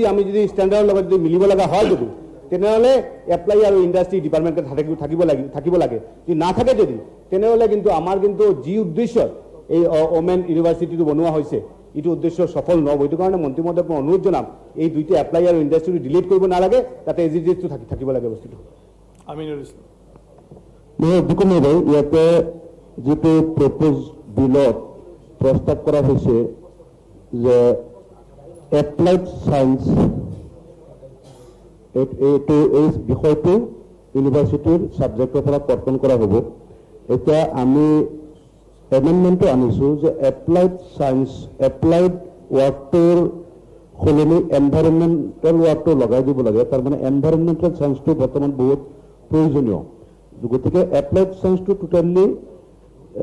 ইউনিভাৰ্চিটি কোৰ্চৰ পৰা আউট কৰাৰ সলনি এনভাইৰনমেণ্ট চায়েন্সটো ইন্ট্ৰডিউচ কৰা হোক, যাতে এনভাইৰনমেণ্ট চায়েন্সৰ ওপৰত শিক্ষাটো দিব পৰা যায়। এইটো বহুত দৰকাৰ বৰ্তমান যুগত। আমাৰ এই দুটা হেৰিটো আছে, এইটো মানে এইটো বেলেগ বেলেগ এমেণ্ডমেণ্টত আছিল, দুটাতে আমি এনেকৈ আনিছোঁ। গতিকে এই কথাটো মই আপোনাৰ জৰিয়তে মন্ত্ৰী মহোদয়ক এই সংশোধনটো মানি ল'বলৈ মই অনুৰোধ জনাম। মন্ত্ৰী মহোদয়। মাননীয় অধ্যক্ষ মহোদয়, আমি যিটো সংশোধনী আনিছোঁ ইয়াৰ বেছিক উদ্দেশ্যটো হ'ল আমাৰ ক্লজ 3ত এই ইউনিভাৰ্চিটিখনে কি কি শিক্ষা দান কৰিব, তাৰ ক্ষেত্ৰত স্কোপ কি আছে, সেইখিনি ক্ষেত্ৰত যথেষ্ট অপেননেছ ৰাখিবৰ কাৰণে এমেণ্ডমেণ্টটো আনিছোঁ। যেতিয়া আমি এপ্লাইড চায়েন্স বুলি কওঁ, তেতিয়াহ'লে ৱৰ্ডটো ৰেষ্ট্ৰিক্টিভ হৈ যায়। সেই নিৰ্দিষ্ট কিছুমান চায়েন্সৰ শিতানহে তাত পাঠদান হ'ব, মানে সাধাৰণভাৱে সকলোকে সামৰি নল'ব। যেনে কম্পিউটাৰ চায়েন্স, মেডিচিন চায়েন্স আদি নিৰ্দিষ্ট কিছুমান এপ্লাইড চায়েন্সে হ'ব। কিন্তু এপ্লাইড শব্দটো আমি প্ৰত্যাহাৰ কৰাৰ লগে লগে আমি স্কোপটো আৰু বহলাই পেলালোঁ। এতিয়া সকলো ধৰণৰ চায়েন্স শব্দটোৰ অধীনতে সেই ইউনিভাৰ্চিটিখনে একাডেমিক কাউন্সিলে তেওঁলোকে সিদ্ধান্ত লৈ পেলাই সেইখিনি চলাব পাৰিব। গতিকে চায়েন্স বুলি ক'লে তাত এপ্লাইড চায়েন্সো অন্তৰ্ভুক্ত হ'ব, এনভাইৰনমেণ্টেল চায়েন্সো অন্তৰ্ভুক্ত হ'ব। দ্বিতীয় কথাটো হ'ল, যেতিয়া আমি টেকনলজি বুলি কৈছোঁ, আমাক আকৌ বেলেগে ইণ্ডাষ্ট্ৰি শব্দটো নালাগে, কাৰণ ইণ্ডাষ্ট্ৰি বুলি আচলতে ছাবজেক্টটো নাথাকে। তো টেকনলজি শব্দটোৱে আমাৰ গোটেইখিনি কথাক সামৰি লৈছে, আৰু এই সামৰি লোৱাৰ ক্ষেত্ৰত যিখিনি আপুনি বিভিন্ন এপ্লাইড চায়েন্স, কম্পিউটাৰ বা অন্যান্য স্কিল ডেভেলপমেণ্ট কোৰ্চবিলাকো কৈছে, এই সকলোখিনিক এই এমেণ্ডমেণ্টৰ জৰিয়তে ইয়াত সামৰি লোৱা হ'ব। ৰেষ্ট্ৰিক্টিভ শব্দটো আমি প্ৰত্যাহাৰ কৰিছোঁ, সকলোকে সামৰি ল'ব পৰা শব্দ এটা, জেনেৰেল ৱৰ্ড এটা আমি ব্যৱহাৰ কৰিছোঁ। আৰু গতিকে এইখিনি ক্লেৰিফিকেশ্যনৰ পাছত মই ভাবোঁ যে এই এমেণ্ডমেণ্টটো সঠিক হৈছে। কমলেশ্বৰ দে মন্ত্ৰী মহোদয় যিটো ক'লে ঠিক আছে, কথাখিনি আমাৰ চায়েন্স আৰু এডভান্স যেতিয়া কয় গোটেইখিনি চামৰি লোৱা হ'ব, অকল বস্তু আমাৰ এটা বস্তু জানিব লাগিছিল, এই যে computer science, information technology, environmental science, food technology, সেইখিনি ছাবজেক্ট সেইখিনি থাকিব নেকি এই যে চায়েন্স হেৰিয়াৰ মাজত? থাকে যদি তেনেহ'লে কথা নাই, নাথাকে তেনেহ'লে কথা আছে, থাকিলেতো আৰু কোনো কথাই নাই। নিশ্চিতভাৱে সেইখিনিৰ ওপৰত একাডেমিক কাউন্সিলখনক আমি স্বাধীনতা দিম। একাডেমিক কাউন্সিলখনে সেইখিনি অন্তৰ্ভুক্ত কৰিব, আৰু অন্তৰ্ভুক্ত কৰাৰ স্কোপটো আইনত আমি ব্যৱস্থাটো কৰিছোঁ। তেনেহ'লে উদ্যোগ কৰি দিছোঁ। এটাই কথা আমাৰ মহোদয়, আমি বিচাৰিছিলোঁ যে তাত বেছিকৈ কোৰ্চ থাকিব লাগে। যদি এইটো বঢ়োৱা স্কোপ বাঢ়ে তেতিয়া এইটো ভাল হ'ব। গতিকে আমি আমাৰ এমেণ্ডমেণ্ট উদ্যোগ কৰিলোঁ আৰু ভালকৈ আমি শিকিলোঁ। ধন্যবাদ। সংশোধনী কেইটা প্ৰত্যাহাৰ কৰাৰ বাবে সদনত সন্মতি আছেনে? সদনৰ সন্মতিৰ সাপেক্ষে সংশোধনী কেইটা প্ৰত্যাহাৰ কৰা হ'ল। দফা নং 3 বিধেয়কখনৰ অংশ হ'ব। যিসকল মাননীয় সদস্য দফাটোৰ সপক্ষে আছে তেখেতসকলে কওক হয়, যিসকল বিপক্ষে আছে তেখেতসকলে কওক নহয়। মই ভাবোঁ হয়ৰ সপক্ষে 3 নং দফাটো বিধেয়কখনৰ অংশ হ'ল। বিধেয়কখনৰ 4 পৰা 8 নং দফা কেইটাত সংশোধনী প্ৰস্তাৱ নাই। এতিয়া মই বিধেয়কখনৰ 4 পৰা 8 নং দফা কেইটা সদনৰ মজিয়াত দাঙি ধৰিলোঁ। প্ৰশ্নটো হ'ল 4 পৰা 8 নং দফা কেইটা বিধেয়কখনৰ অংশ হ'ব। যিসকল মাননীয় সদস্য দফা কেইটাৰ সপক্ষে আছে তেখেতসকলে কওক হয়, যিসকল বিপক্ষে আছে তেখেতসকলে কওক নহয়। মই ভাবোঁ হয়ৰ সপক্ষে 4 পৰা 8 নং দফা কেইটা বিধেয়কখনৰ অংশ হ'ল। বিধেয়কখনৰ 9 নং দফাত মাননীয় সদস্য শ্ৰী কমলেশ্বৰ দে পুৰকায়স্থৰ নামত এটা সংশোধনী আছে। এতিয়া মই মাননীয় সদস্য কমলেশ্বৰ দে পুৰকায়স্থৰ আপোনাৰ সংশোধনী প্ৰস্তাৱটো উত্থাপন কৰিবলৈ আৰু ইয়াৰ ওপৰত বক্তব্য ৰাখিবলৈ অনুৰোধ জনালোঁ। যদি আছে নাই যদি পাছ কৰি দিওঁ আৰু কৈ দিয়া, মোক কৰি কৈ দিয়া। Roman 4 of clause 9 of the proposed bill, in between the word par and UGC, appearing in the two, the word latest shall be added. গতমতে সৰু এটা সংশোধনী তাতে বেছি হেৰিয়া একো নাই। কথাটো হৈছে গতমতে ইউজিচি টাইম টু টাইম মানে সময় কিছুমান লেটেষ্ট গাইডলাইন দি থাকে আৰু আজি এটা দিছে হয়তো বা কালি দিব, অহাকালি আৰু এটা দিব। এইটো কাৰণে জাষ্ট আমি এটা ক'ব বিচাৰিছিলোঁ যে লেটেষ্ট শব্দটো এড কৰিব লাগে। তাতে বেছি হেৰি কথা নাই আৰু লেটেষ্ট শব্দটো এড কৰি দিলে মই বাৰু ভাল হ'ব আৰু। অধ্যক্ষ মহোদয়, যে মই ভাবোঁ যে লেটেষ্ট শব্দটো লিখাৰ প্ৰয়োগ নাই। যেতিয়া আমি ইউজিচি গাইডলাইন বুলি কওঁ, এইটো ইমপ্লাইড যে হুইচ ইজ ইন ফ'ৰ্চ, যিটো এতিয়া কাৰ্যকৰী হৈ আছে, তাত এতিয়া লেটেষ্ট বুলি বেলেগ এটা কোৱাৰ প্ৰয়োজন অনুভৱ কৰা নাই। লেটেষ্ট নাথাকিলেও ইট ইজ ইমপ্লাইড যে যিটো কাৰ্যকৰী গাইডলাইন হৈ আছে সেইটোকে আমি বিয়াত বুজাব বিচাৰিছোঁ। ঠিক হ'ব, তো উইড্ৰ কৰি ল'লে সদনৰ মই ভাবোঁ সংশোধনীটো প্ৰত্যাহাৰ কৰাৰ বাবে সদনৰ সন্মতি আছে। সদনৰ সন্মতিৰ সাপেক্ষে সংশোধনীটো প্ৰত্যাহাৰ কৰা হ'ল। দফা নং বিধেয়কখনৰ অংশ হ'ব। যিসকল মাননীয় সদস্য দফাটোৰ সপক্ষে আছে তেখেতসকলে কওক হয়, যিসকল বিপক্ষে আছে তেখেতসকলে কওক নহয়। মই ভাবোঁ হয়ৰ সপক্ষে 9 নং দফাটো বিধেয়কখনৰ অংশ হ'ল। বিধেয়কখনৰ 10 আৰু 11 নং দফাটোৰ সংশোধনীৰ প্ৰস্তাৱ নাই। এতিয়া মই বিধেয়কখনৰ 10 আৰু 11 নং দফা দুটা সদনৰ মজিয়াত দাঙি ধৰিলোঁ। প্ৰশ্নটো হ'ল 10 আৰু 11 নং দফা দুটা বিধেয়কখনৰ অংশ হ'ব। যিসকল মাননীয় সদস্য দফা দুটাৰ সপক্ষে আছে তেখেতসকলে কওক হয়, যিসকল বিপক্ষে আছে তেখেতসকলে কওক নহয়। মই ভাবোঁ হয়ৰ সপক্ষে 10 আৰু 11 নং দফা দুটা বিধেয়কখনৰ অংশ হ'ল। বিধেয়কখনৰ 12 নং দফাত বাদলীয় সদস্য শ্ৰী চেয়াৰমেন আলী আহমেদৰ নামত এটা সংশোধন আছে। গতিকে তেখেতক মই সংশোধনটো প্ৰস্তাৱ কৰিবলৈ অনুৰোধ জনালোঁ। Honorable Speaker, sir, for time saving, I would like to request you to kindly assume the amendment to have been moved. মই সপক্ষে কওক,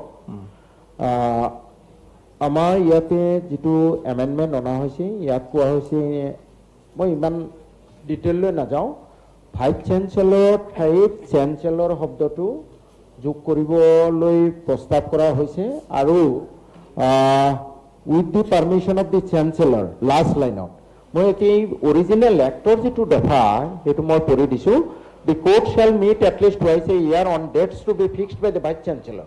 Vice chancellor ঠাইত chancellor কৰা হৈ আছে আৰু কৈছে the court may also meet at such other times as may from time to time determine. ইয়াত কোৱা হৈছে court will not determine subject to with the permission of the chancellor. এতিয়া এই সংশোধনীটো মই ডিলিট কৰাটো বিচাৰিছোঁ। এইকাৰণেই মাননীয় অধ্যক্ষ মহোদয়, আমাৰ এডুকেশ্যনেল ইনষ্টিটিউশ্যনবোৰ যিমান পলিটিকেল ইণ্টাৰফেয়াৰেঞ্চৰ পৰা এজ ফাৰ এজ পচিবল আমি ফ্ৰী ৰাখিব পাৰোঁ, সিমানে educational institution will move towards excellence. ইয়াত ছাৰ আমি সকলোৱে জানো চেঞ্চেলৰ ইজ এ পলিটিকেল পোষ্ট। ইয়াত ভাইচ চেঞ্চেলৰ ক্ষমতা কাঢ়ি নি পেলাই চেঞ্চেলৰক দিব খোজা হৈছে। গতিকে মই ভাবোঁ এইটো শিক্ষাৰ উৎকৰ্ষৰ কাৰণে যিহেতু আমি ভাইচ চেঞ্চেলৰজন এজন বিদ্বান মানুহ, এজন পণ্ডিত মানুহ দিম সেই ইনষ্টিটিউশ্যনৰ হেড হিচাপে। গতিকে এই কোৰ্টৰ মিটিঙৰ কাৰণে আকৌ চেঞ্চেলৰ ভাইচ চেঞ্চেলৰ ঠাইত চেঞ্চেলৰ এইটো বোধহয় নকৰাটো বেছি বুদ্ধিমানৰ কাম হ'ব for the better interest of that educational institution. মন্ত্ৰী মহোদয় মাননীয় অধ্যক্ষ মহোদয় এই এমেণ্ডমেণ্ট এক্টখনৰ ছেকশ্যন ইয়াৰ 17টো আমি পঢ়িবলৈ যাওঁতে ছেকশ্যন 17টো ছেকশ্যন 16ৰ লগত একেলগে পঢ়িব লাগিব ছেকশ্যন 16ত এই কোৰ্টৰ কেনেধৰণে কোৰ্টখন কনষ্টিটিউট হ'ব সেইটো উল্লেখ আছে আৰু 16ত chancellor is a member of the court গতিকে যিহেতু 16 নং দফাত আমাৰ চেঞ্চেলৰজন কোৰ্টৰ মেম্বাৰ আৰু তেওঁ হায়াৰাৰ্কিত তেওঁ ছিনিয়ৰ মোষ্ট গতিকে ডেফিনেটলি তেওঁই কোৰ্টৰ চেয়াৰমেন হ'ব আৰু কোৰ্টৰ মিটিংখনৰ ক্ষেত্ৰত কেতিয়া হ'ব কেতিয়া অনুষ্ঠিত নহ'ব তেওঁই সিদ্ধান্তটো দিব সেইকাৰণে 16ৰ লগত 17টোৰ সামঞ্জস্য আছে আৰু সেই সামঞ্জস্যৰ কাৰণে আমি চেঞ্চেলৰ গৰাকীক এই অধিকাৰটো ইয়াতে দিয়া হৈছে In fact, in that case, the 16 clause should also be amended. Since Chancellor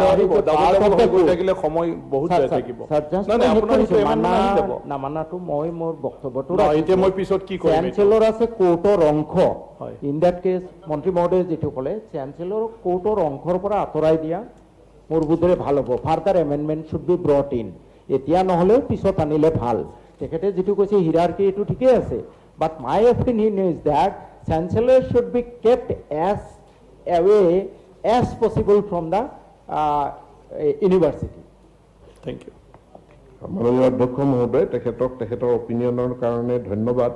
আমি বহু প্ৰচেষ্টাৰ পাছত 2013 চনৰ পাছত এতিয়া আমি অসম উইমেন ইউনিভাৰ্চিটিখন আমি কাৰ্যক্ষম কৰিব বিচাৰিছো আৰু ইয়াৰ কাৰণে এবাৰ চৰকাৰে 50 কোটি টকাও ধাৰ্য কৰি দিছে এতিয়া এই অৰিজিনেল এক্টৰ 16 নং দফাটো এই মুহূৰ্তত আমি কোনো ধৰণৰ ইয়াৰ সংশোধনীৰ কথা এতিয়া বিবেচনা কৰিব নোৱাৰো আৰু 16 নং দফাটোৰ কাৰণে 17 নং দফাটোৰ সংশোধনীটো আনা হ'ল যে চেঞ্চেলৰ গৰাকীক সেই পাৱাৰটো দিয়াৰ কাৰণে মই ভাবো আপুনি আপোনাৰ এমেণ্ডমেণ্টটো এই টেকনিকেলিটিটো বুজি আপুনি এটো প্ৰত্যাহাৰ কৰিব বিলখন পাছ কৰাত আগবাঢ়িব তো চেয়াৰম্যান আলী খান উইড্ৰল ঠিক আছে সংশোধনী প্ৰস্তাৱটো উঠাই লোৱা হল এটা সংশোধনী প্ৰত্যাহাৰ কৰাৰ বাবে সদনৰ সন্মতি আছে নে সদনৰ সন্মতি সাপেক্ষে সংশোধনীটো প্ৰত্যাহাৰ কৰা হল এতিয়া দফা নং 12 বিধেয়কখনৰ অংশ হ'ব যিসকল মাননীয় সদস্য দফাটোৰ সপক্ষে আছে তেখেতসকলে কক হয় যেসকলে বিপক্ষে আছে তেখেতসকলে কক নহয় মই ভাবো হয়ৰ সপক্ষে 12 নং দফাটো বিধেয়কখনৰ অংশ হল বিধেয়কখনৰ 13 আৰু 14 নং দফাটোত সংশোধনী প্ৰস্তাৱ নাই এতিয়া মই বিধেয়কখনৰ 13 আৰু 14 নং দফা দুটা সদনৰ মজিয়াত দাঙি ধৰিলো প্ৰশ্নটো হল 13 আৰু 14 নং দফা দুটা বিধেয়কখনৰ অংশ হ'ব যিসকল মাননীয় সদস্য দফা দুটাৰ সপক্ষে আছে তেখেতসকলে কক হয় যিসকল বিপক্ষে আছে তেখেতসকলে কক নহয় মই ভাবো হয়ৰ সপক্ষে 13 আৰু 14 নং দফা দুটা বিধেয়কখনৰ অংশ হল বিধেয়কখনৰ 15 নং দফাত মাননীয় সদস্য শ্ৰী আমিনুল ইছলাম জ্যেষ্ঠ শ্ৰী আশৰাফুল হুছেইন শ্ৰী পনিদৰ তালুকদাৰ আৰু শ্ৰী ৰফিকুল ইছলামৰ নামত এটা সংশোধনী আছে এতিয়া মই মাননীয় সদস্য শ্ৰী আনিমুল ইছলাম জ্যেষ্ঠ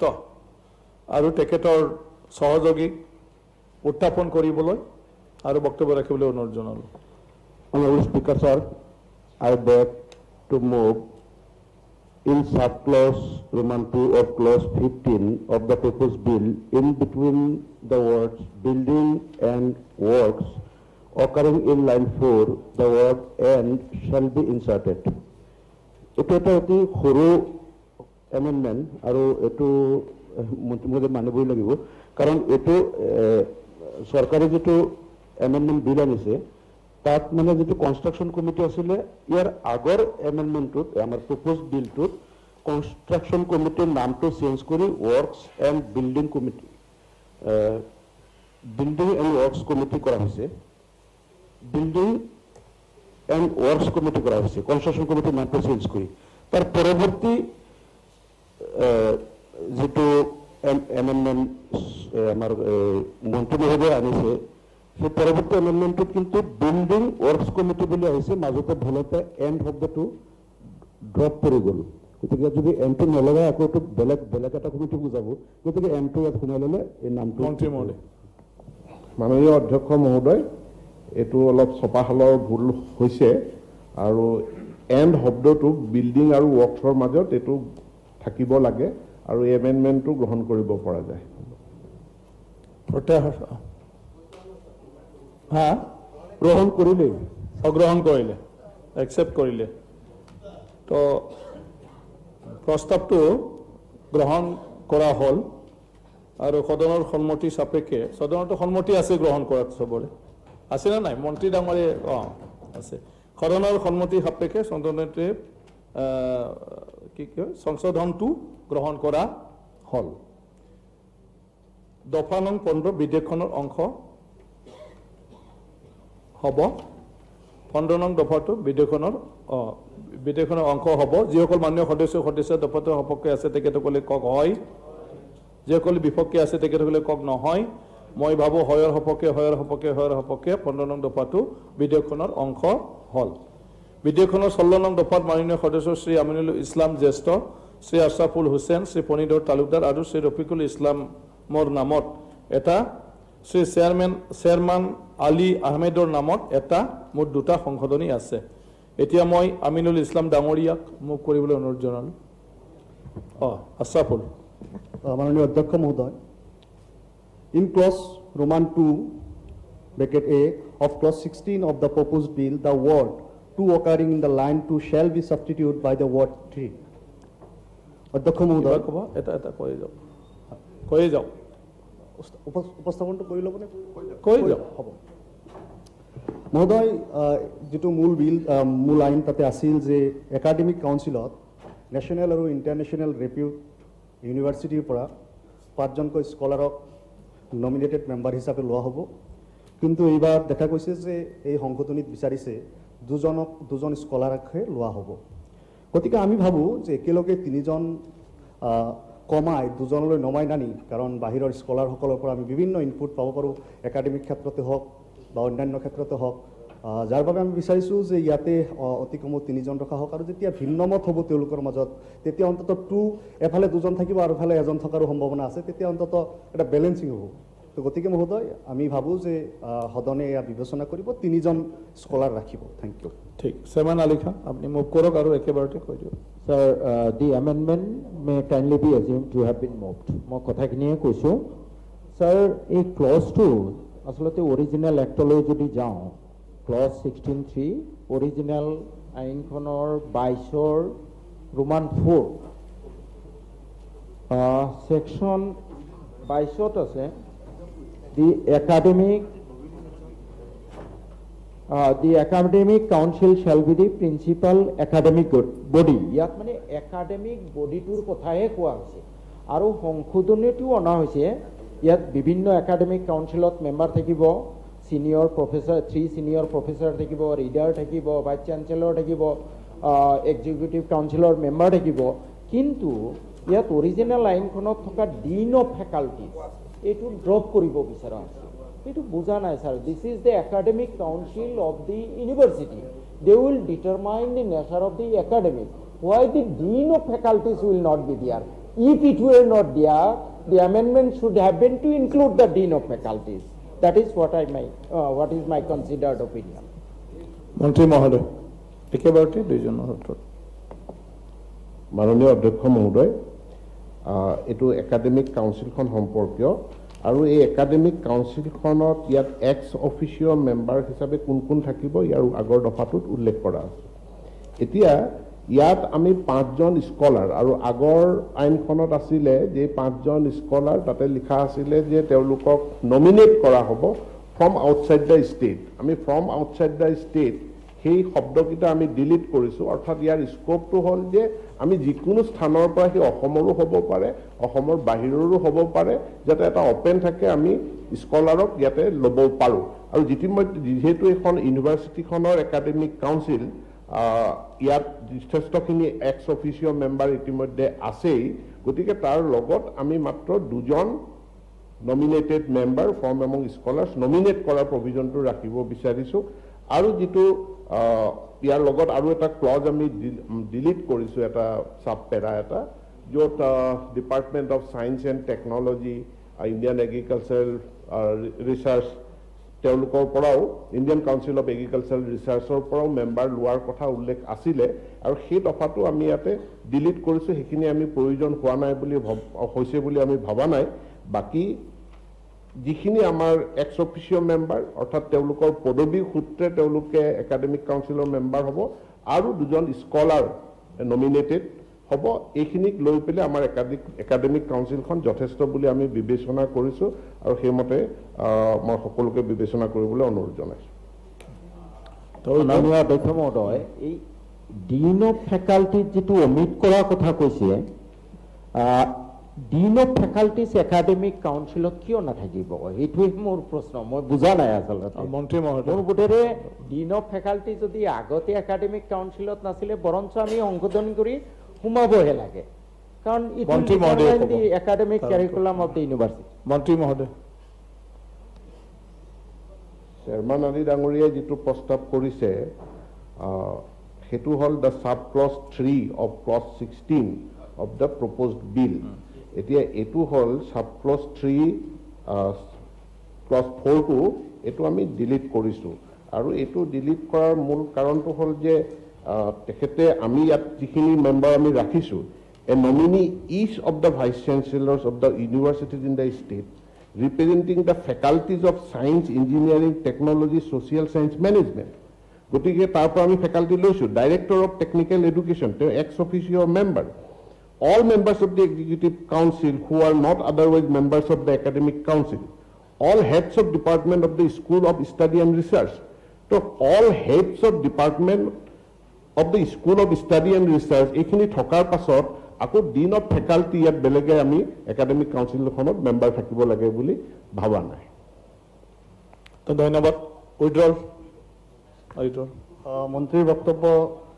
তেখেতে স্পষ্টকৈ কৈছে যে আমি আৰু নোৱাৰোঁ তাৰপিছতো আমি ভাবোঁ যে এই ক্ষেত্ৰত যদি গোলকীয় সময়ত গ্ল'বেলাইজেশ্যনৰ সময়ত যদি আমি বিশ্বৰ অন্যান্য ঠাইৰ স্কলাৰসকলক যদি একাডেমিক কাউন্সিলত সংযুক্ত কৰিব পাৰিলোহেঁতেন তেনেহ'লে নতুন নতুন ৰিচাৰ্চ আৰু নতুন নতুন ধাৰণাৰ জন্ম পাব পাৰিলেহেঁতেন আৰু আমাৰ মহিলা সমাজো ইয়াৰ পৰা উপকৃত হ'লেহেঁতেন তো এইখিনি কথা ৰাখি তেওঁলোকক পুনৰবাৰ বিবেচনাৰ বাবে ৰাখি মই মোৰ বিষয়টো উত্তৰ কৰিছোঁ withdrawal চেয়াৰমান agree to whatever view has been expressed by the honorable minister মই এতিয়াও কনভিন্স যে দিনজন থাকিবহে লাগে বেলেগতকৈ হেড অফ দ্য মানে ডিপাৰ্টমেণ্ট এই কথাটো মন্ত্ৰী মহোদয় বিবেচনা কৰি লাগিলে পৰৱৰ্তী পৰ্যায়ত তেখেতে এটা কাৰণ এতিয়া মোক লাগে আপোনাৰ পৰা উইড্ৰল কৰিব নে নকৰিব বাকী দুইজনৰ কথা থাকিব কৰা মাই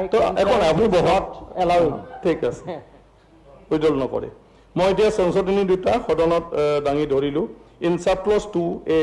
of clause 16 of the proposed bill, the word 2 occurring in line 2 shall be substituted by the word 3. The subclause 3 of clause 16 of the proposed bill shall be deleted.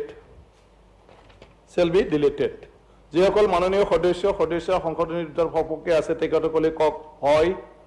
যিসকল বিপক্ষে আছে তেখেতসকলে কওক নহয় নহয়ও নাই নেকি মই ভাবো নহয়ৰ সপক্ষে সংশোধনী প্ৰস্তাৱ দুটা নাকচ হ'ল দফা নং 16 বিধেয়কখনৰ অংশ হ'ব যিসকল মাননীয় সদস্য দফাটোৰ সপক্ষে আছে তেখেতসকলে কওক হয় যিসকলে বিপক্ষে আছে তেখেতসকলে কওক নহয় মই ভাবো হয়ৰ সপক্ষে 16 নং দফাটো বিধেয়কখনৰ অংশ হ'ল বিধেয়কখনৰ 17 18 আৰু 19 নং দফা তিনিটাত সংশোধনীৰ প্ৰস্তাৱ নাই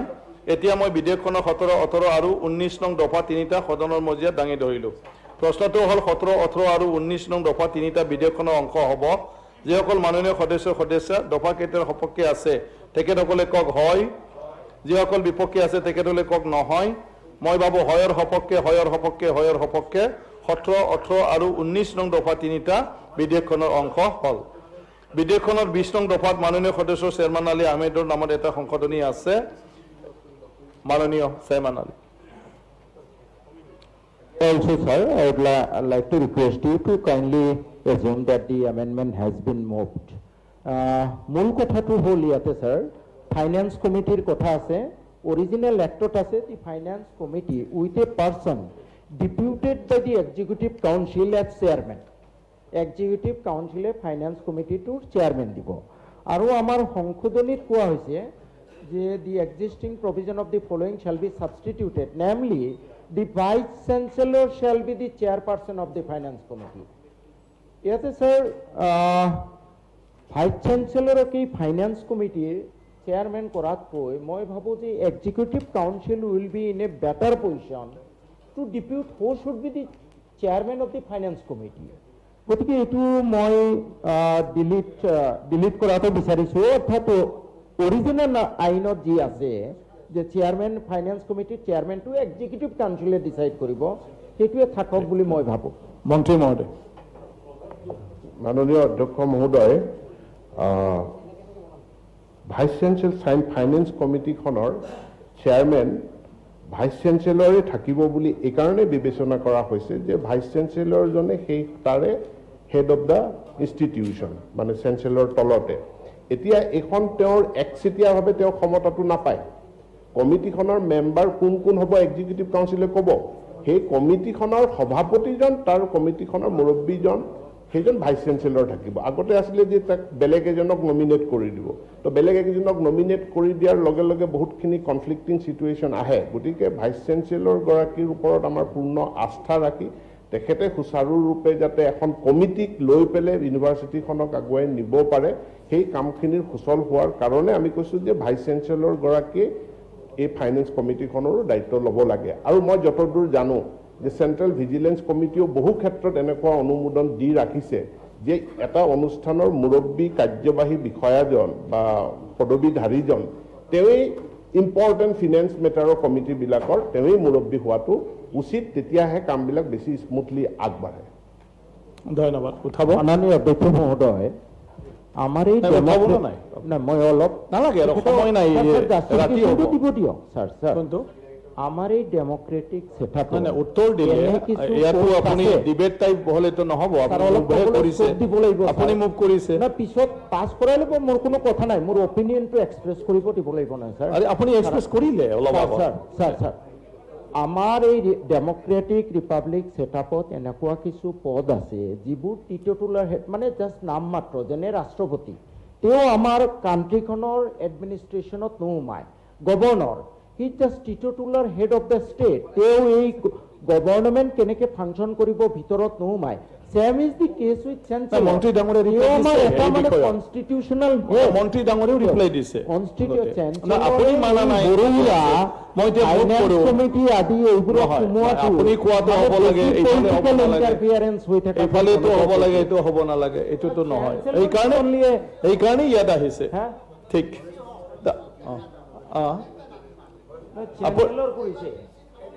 এতিয়া আপুনি মুভ কৰিব না উইড্ৰল কৰিব? চেঞ্চেলৰ বনাই থকা হৈছে, এতিয়া আপুনি মুভ কৰিব? উইড্ৰল নকৰে। আচ্ছা, মুভ কৰিব, তেতিয়াতো আপোনাক মই ক'বই দিব নালাগিছিল।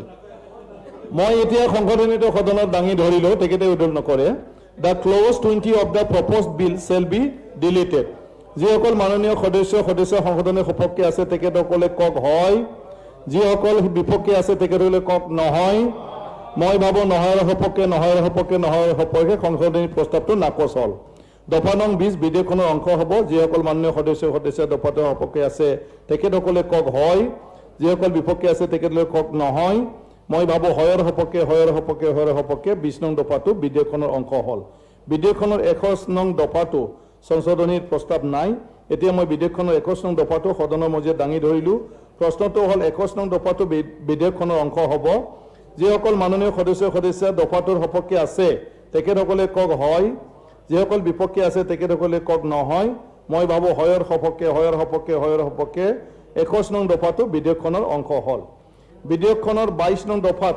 মাননীয় সদস্য শ্ৰী চেয়াৰমান আলী আহমেদৰ নামত 4টা সংশোধনী আছে। মাননীয় চেয়াৰমান আলী, আপুনি মুভ কৰিব।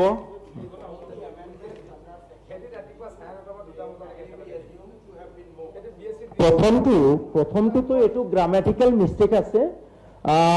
দুটা সাব ক্লজ সেট কৰিছে, আগত লিখিছে এ, it is merely a grammatical mistake.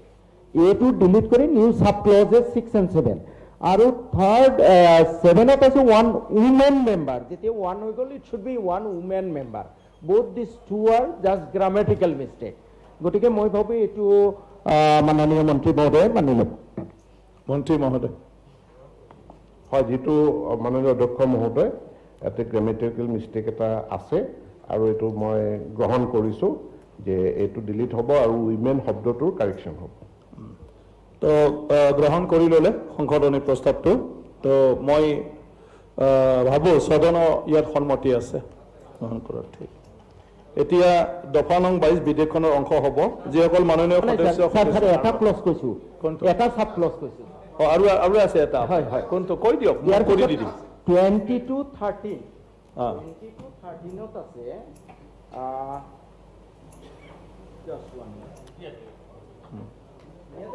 quorum for a meeting of a selection committee shall be 3 আগতে আছিলে এটো অৰিজিনাল এক্ট খনত এতিয়া কৰিব বিচৰা হৈছে in subsection 4 the word 3 shall be deleted and after the word shall be the word the majority including the chancellor's nominee, majority including the chancellor's nominee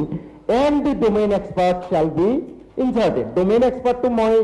counter kora nai, বিরোধ kora nai, সংশোধনী আনা নাই, কিন্তু ইয়াতেও এটো sir this is regarding selection committee. Selection committee to মানে কুরাম two আগতে আসলে তিনি ইয়াতে আকৌ কোৱা হৈছে চেঞ্চেলৰ নমিনি নোহোৱাকে কুৰাম নহব। মই যেটো প্ৰথমৰ পৰা গোটেই কেইটা এমেন্ডমেন্টৰ যেটো এসেন্স এজ ইফ মোৰ ইন্টাৰভেনশন, মোৰ political interference in the university's desire to be brought by the government. That's why I have brought it, which is not good for educational institutions, sir. মন্ত্ৰী মহোদয়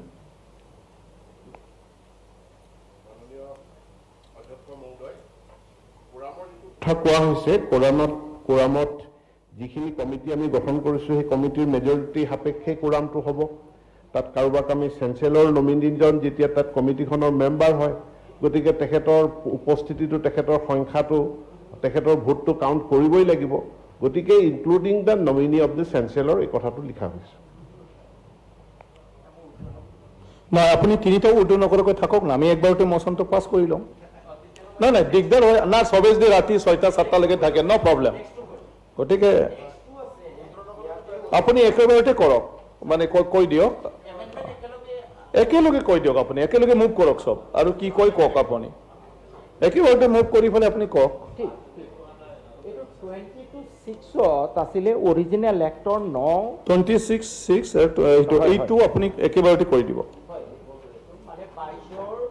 22(16) অৰিজিনেল আইনখনত আছে 29, 29ৰ 9 আৰু 10 এই দুটা ডিলিট কৰিব বিচাৰিছে। 9ত আছে যে সিলেকশন কমিটি, যেতিয়া সিলেকশন কমিটিয়ে লিষ্ট বনাব তেতিয়া 9 নম্বৰত আছে যে the rank list prepared by the selection committee shall be published in the notice board of the university and also in the gazette. 10 নম্বৰত আছে a rank list published under section 9 shall remain in force for a period of 2 years from the date of এতিয়া sir এটা selection committee selection কৰিছে, এইটো গেজেটত publish কৰাৰ কাৰণে কি অসুবিধা আছে, তাত কি সিক্ৰেসি আছে, আৰু এইটো মানে for a period of 2 years 2 বছৰৰ কাৰণে ভ্যালিড ৰাখাৰ কথা কৈছে, কিন্তু এইটো উঠাই দিব কৈছে। মানে আজি সিলেকশন কৰিলে, সিক্ৰেট কৰি ৰাখিলে, দুদিন পিছত আকৌ সেই সিলেক্টেড ক্যান্ডিডেট চেঞ্জ কৰি আকৌ এটা কৰিলে, মানে there won't be any democracy. And most amazing thing is that a selection committee will prepare a list of the candidate and that list will not be published in the official gazette. What is the cause of this secrecy, sir? That I want to know. If the honorable minister can give satisfactory reply, I will withdraw. No issue. No, next to koi dio. Next was 8. 18. Oh, 18. Corollary 8. তার মানে 9 যেহেতু মই ৰখাটো বিচাৰিছো, সৰকাৰে 9টো delete কৰিব বিচাৰিছে, গতিকে ৰিনাম্বাৰিং কৰিছে, গতিকে এইটো লগত লিংক। মই 9টো যদি ডিলিট কৰে তেতিয়াহ'লে এইটো আৰু সংশোধনীৰ প্ৰয়োজন নাই, কিন্তু মই বিচাৰিছো যে অফিচিয়েল গেজেটত পাবলিশ হ'ব। What is the reason for such secrecy? That it will not be published in the gazette and the list will not remain valid for 2 years. মাননীয় অধ্যক্ষ মহোদয় 9-10 যিটো কৈছে যে rank of the least prepare এতিয়া মোৰ পদ আছে এটা এপ্লাই কৰিছে 4 জনে এতিয়া 4 জনৰ ৰেংক লিষ্টটো পাব্লিছ কৰাৰ লগে লগে প্ৰশ্নটো আহি যায় যে 2 নম্বৰ জনৰ কথাটো হ'ল যে ৰেংকত যিজন 2 নম্বৰ জন মই ৱেইট লিষ্টেড কেণ্ডিডেট গতিকে মই ৱেইট লিষ্টেড কেণ্ডিডেট ইয়াত এতিয়া ৱেইট লিষ্ট কেণ্ডিডেট এখন 2 বছৰৰ কাৰণে ভেলিড ৰাখা তাকে লৈ পেলে ইউনিভাৰ্চিটিখনত বহু ধৰণৰ কথা বতৰা হয় সেইকাৰণে যেতিয়া পোষ্ট এটা থাকে এজনেই সিলেক্ট হ'ব তেও এপইন্টমেন্ট হ'ব তাতৰ ৱেইট লিষ্ট এখন ৰেংক লিষ্ট এখন বেলেগে হ্যাং কৰি সেইখন 2 বছৰৰ কাৰণে ভেলিড কৰি ৰাখাৰ যিটো প্ৰভিজন আছে সেই প্ৰভিজনটো আমি প্ৰত্যাহাৰ কৰিব বিচাৰিছো এটা মোৰ 2 বছৰৰ কাৰণে নাই ইমান কৰি ৰাখিব খোজা নাই হেতু মই সময় নাই মই এতিয়া সংশোধনী কেইটা সদনত দাঙি ধৰিলো দুটা যেটো উজ্জ্বল কৰি লোৱা নাই এটা পোষ্ট আছে এজনে সিলেক্ট হ'ব তাৰে এটা সেকেন্ড এজন সিলেক্ট নহয় সেকেন্ড এজনৰ লিষ্ট এটা আপুনি মই নোটিস বোৰ্ডত আপোনাৰ পজিশনটো 2 নম্বৰ বুলি এটা সম্ভাৱনা আছে এটা আশা দি পেলে থোৱা এই কাৰবাৰটো আমি কৰিব বিচৰা নাই মই এতিয়া সংশোধনী কেইটা সদনত দাঙি ধৰিলো in sub clause 13 of clause 22 of the proposed bill the was the chancellor's nominee and ushering in line 3 and 4 shall be deleted and the sub clause 16 of clause 22 of the proposed bill shall be deleted and one more this is the sub clause 18 of clause 22 of the proposed bill shall be deleted যেসকল মাননীয় সদস্য সংশোধনী কেইটাৰ সপক্ষে আছে তেখেতসকলে কক হয় যেসকল বিপক্ষে আছে তেখেতসকলে কক নহয় মই ভাবো নহয়ৰ সপক্ষে সংশোধনী প্ৰস্তাৱ কেইটা নাকচ হল দফা নং 22 বিধেয়কখনৰ অংশ হ'ব যেসকল মাননীয় সদস্য দফাটোৰ সপক্ষে আছে তেখেতসকলে কক হয় যিসকলে বিপক্ষে আছে তেখেতসকলে কক নহয় মই ভাবো হয়ৰ সপক্ষে 22 নং দফাটো বিধেয়কখনৰ অংশ হল বিধেয়কখনৰ তেজৰ পৰা 29 নং দফা কেইটা সংশোধনী প্ৰস্তাৱ নাই এতিয়া মই বিধেয়কখনৰ তেজৰ পৰা 29 নং দফা কেইটা সদনৰ মজিয়াত দাঙি ধৰিলো প্ৰশ্নটো হল তেজৰ পৰা 29 নং দফা কেইটা বিধেয়কখনৰ অংশ হ'ব যিসকল মাননীয় সদস্য দফা কেইটা সপক্ষে আছে তেখেতসকলে কক হয় যিসকল বিপক্ষে আছে তেখেতসকলে কক নহয় মই ভাবো হয়ৰ সপক্ষে তেজৰ পৰা 29 নং দফা কেইটা বিধেয়কখনৰ অংশ হল বিধেয়কখনৰ 30 নং দফাত মাননীয় সদস্য চেমান আলী আহমেদ নামৰ এটা সংশোধনী আছে আপুনি জাস্ট মুভ কৰক amendment may kindly be assumed to have been moved মই এই সংশোধনটি সদনত দাঙি ধৰিলো ইন ক্লজ 30 না আপুনি তো উঠাই নলয় ন কথাখিনি তো কৰ্ম না না this is not proper sir কিয় proper নহব আপুনি মই কৰিলে মই হাউসৰ পৰা মানে কনসেন্ট লৈ ফলে হইদা আপোনাৰ সাপোৰ্ট কৰে না নাকচ কৰে this is my right sir please allow তে ককসল হয় লাগিব sir ইয়াতে মই পার্শিয়াল এমেন্ডমেন্ট হে আনিছো দুটা এমেন্ডমেন্ট সরকারে আনিব কইছে or body of the university তো ডব্লিউএসএ ঠিকই আছে এটো দিস ইজ ওকে কিন্তু নেক্সট এমেন্ডমেন্ট তো sir a deaf or dumb or has applied to be adjudicated আজিকালি স্যার আমার প্রত্যেকটো সরকারে রাজ্যিক সরকার হোক কেন্দ্রীয় সরকার হোক আমার এই বিকলাঙ্গ যিসকলক আমি দিব্যাংগ বুলি কওঁ তেখেতসকলক যথেষ্ট আমি গুৰুত্ব দিছোঁ এজন মানুহ কিবা কাৰণত পৰৱৰ্তী পৰ্যায়ত ডিপ বা ডাম হৈ গ'ল আৰু তেতিয়া আমি তেওঁ কমিটিৰ পৰা উলিয়াই দিম বোধহয় ভাল কথা নহ'ব তেখেতসকলৰ প্ৰতি অন্যায় কৰা হ'ব সেইকাৰণে মই কৈছোঁ এটা পৰ্চন ঠিকে আছে or body of the university কিন্তু ছেকেণ্ড পৰ্চনটো a deaf or dumb or has apply to be adjudicated এই বস্তুটোৱে বোধহয় আমাৰ দিব্যাংগসকলৰ প্ৰতি অপমান কৰা হ'ব মন্ত্ৰী মহোদয় কনচিডাৰ কৰিবলৈ অনুৰোধ জনাওঁ মাননীয় অধ্যক্ষ মহোদয় তেখেতে আমি পূজাৰ কথাটোকে তেখেতে বুজিছে আমি যিখিনি বডি অফ দা হেৰিটো আপুনি এইটো ডাবল হৈ আছে সেইকেইটা আমি প্ৰত্যাহাৰ কৰিম এতিয়া ডিফ এণ্ড ডাম এই শব্দকেইটা আমিও প্ৰত্যাহাৰ কৰিব বিচাৰিছোঁ আমি তেতিয়া শব্দকেইটা প্ৰত্যাহাৰে কৰিছোঁ তাৰ পিছৰ শব্দ যিকেইটা যিটো থাকিব who has applied to be adjudicated or has been adjudicated as instalment এতিয়া has been adjudicated as instalment সেইটো থাকিব ডিপ ডাম তাৰ আগৰখিনি or a deed or dam or has applied to be adjudicated এই শব্দকেইটা আমি ডিলিট কৰিম অৰ্থাৎ ডিড দাম এই শব্দকেইটা আমি প্ৰত্যাহাৰ কৰিম কিন্তু has been adjudicated as insolvent সেইটো থাকিব এতিয়া গ্ৰহণ এতিয়া উইড্ৰ কৰিলে এতিয়া সদনৰ মই ভাবো সন্মতি আছে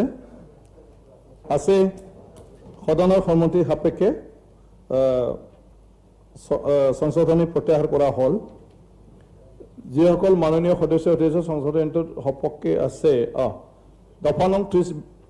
বিধেয়কখনৰ অংশ হ'ব যিসকল মাননীয় সদস্য দফাটোৰ সপক্ষে আছে তেখেতসকলে কক হয় যিসকলে বিপক্ষে আছে তেখেতসকলে কক নহয় মই ভাবো হয়ৰ সপক্ষে 30 নং দফাটো বিধেয়কখনৰ অংশ হ'ল বিধেয়কখনৰ 31 নং দফাটো সংশোধনী প্ৰস্তাৱ নাই এতিয়া মই বিধেয়কখনৰ 31 নং দফাটো সদনৰ মজিয়াত দাঙি ধৰিলো প্ৰশ্নটো হ'ল 31 নং দফাটো বিধেয়কখনৰ অংশ হ'ব যিসকল মাননীয় সদস্য দফাটোৰ সপক্ষে আছে তেখেতসকলে কক হয় যিসকল বিপক্ষে আছে তেখেতসকলে কক নহয় মই ভাবো হয়ৰ সপক্ষে 31 নং দফাটো বিধেয়কখনৰ অংশ হ'ল বিধেয়কখনৰ 32 নং দফাটো মাননীয় সদস্য শ্ৰী চেয়াৰমান আলী আহমেদৰ নামত এটি সংশোধন আছে মাননীয় চেয়াৰমান the amendment as usual may kindly be assumed to have been moved মই বক্তব্যটো ৰাখিছো ইয়াতে এটা অৰিজিনাল আইনখনৰ এটা সেকশন ডিলিট কৰিব বিচৰা হৈছে মই এটা সেকশনটো জাস্ট ক'ব খুজিছো অৰিজিনাল সেকশনটোত আছিলে যে the government may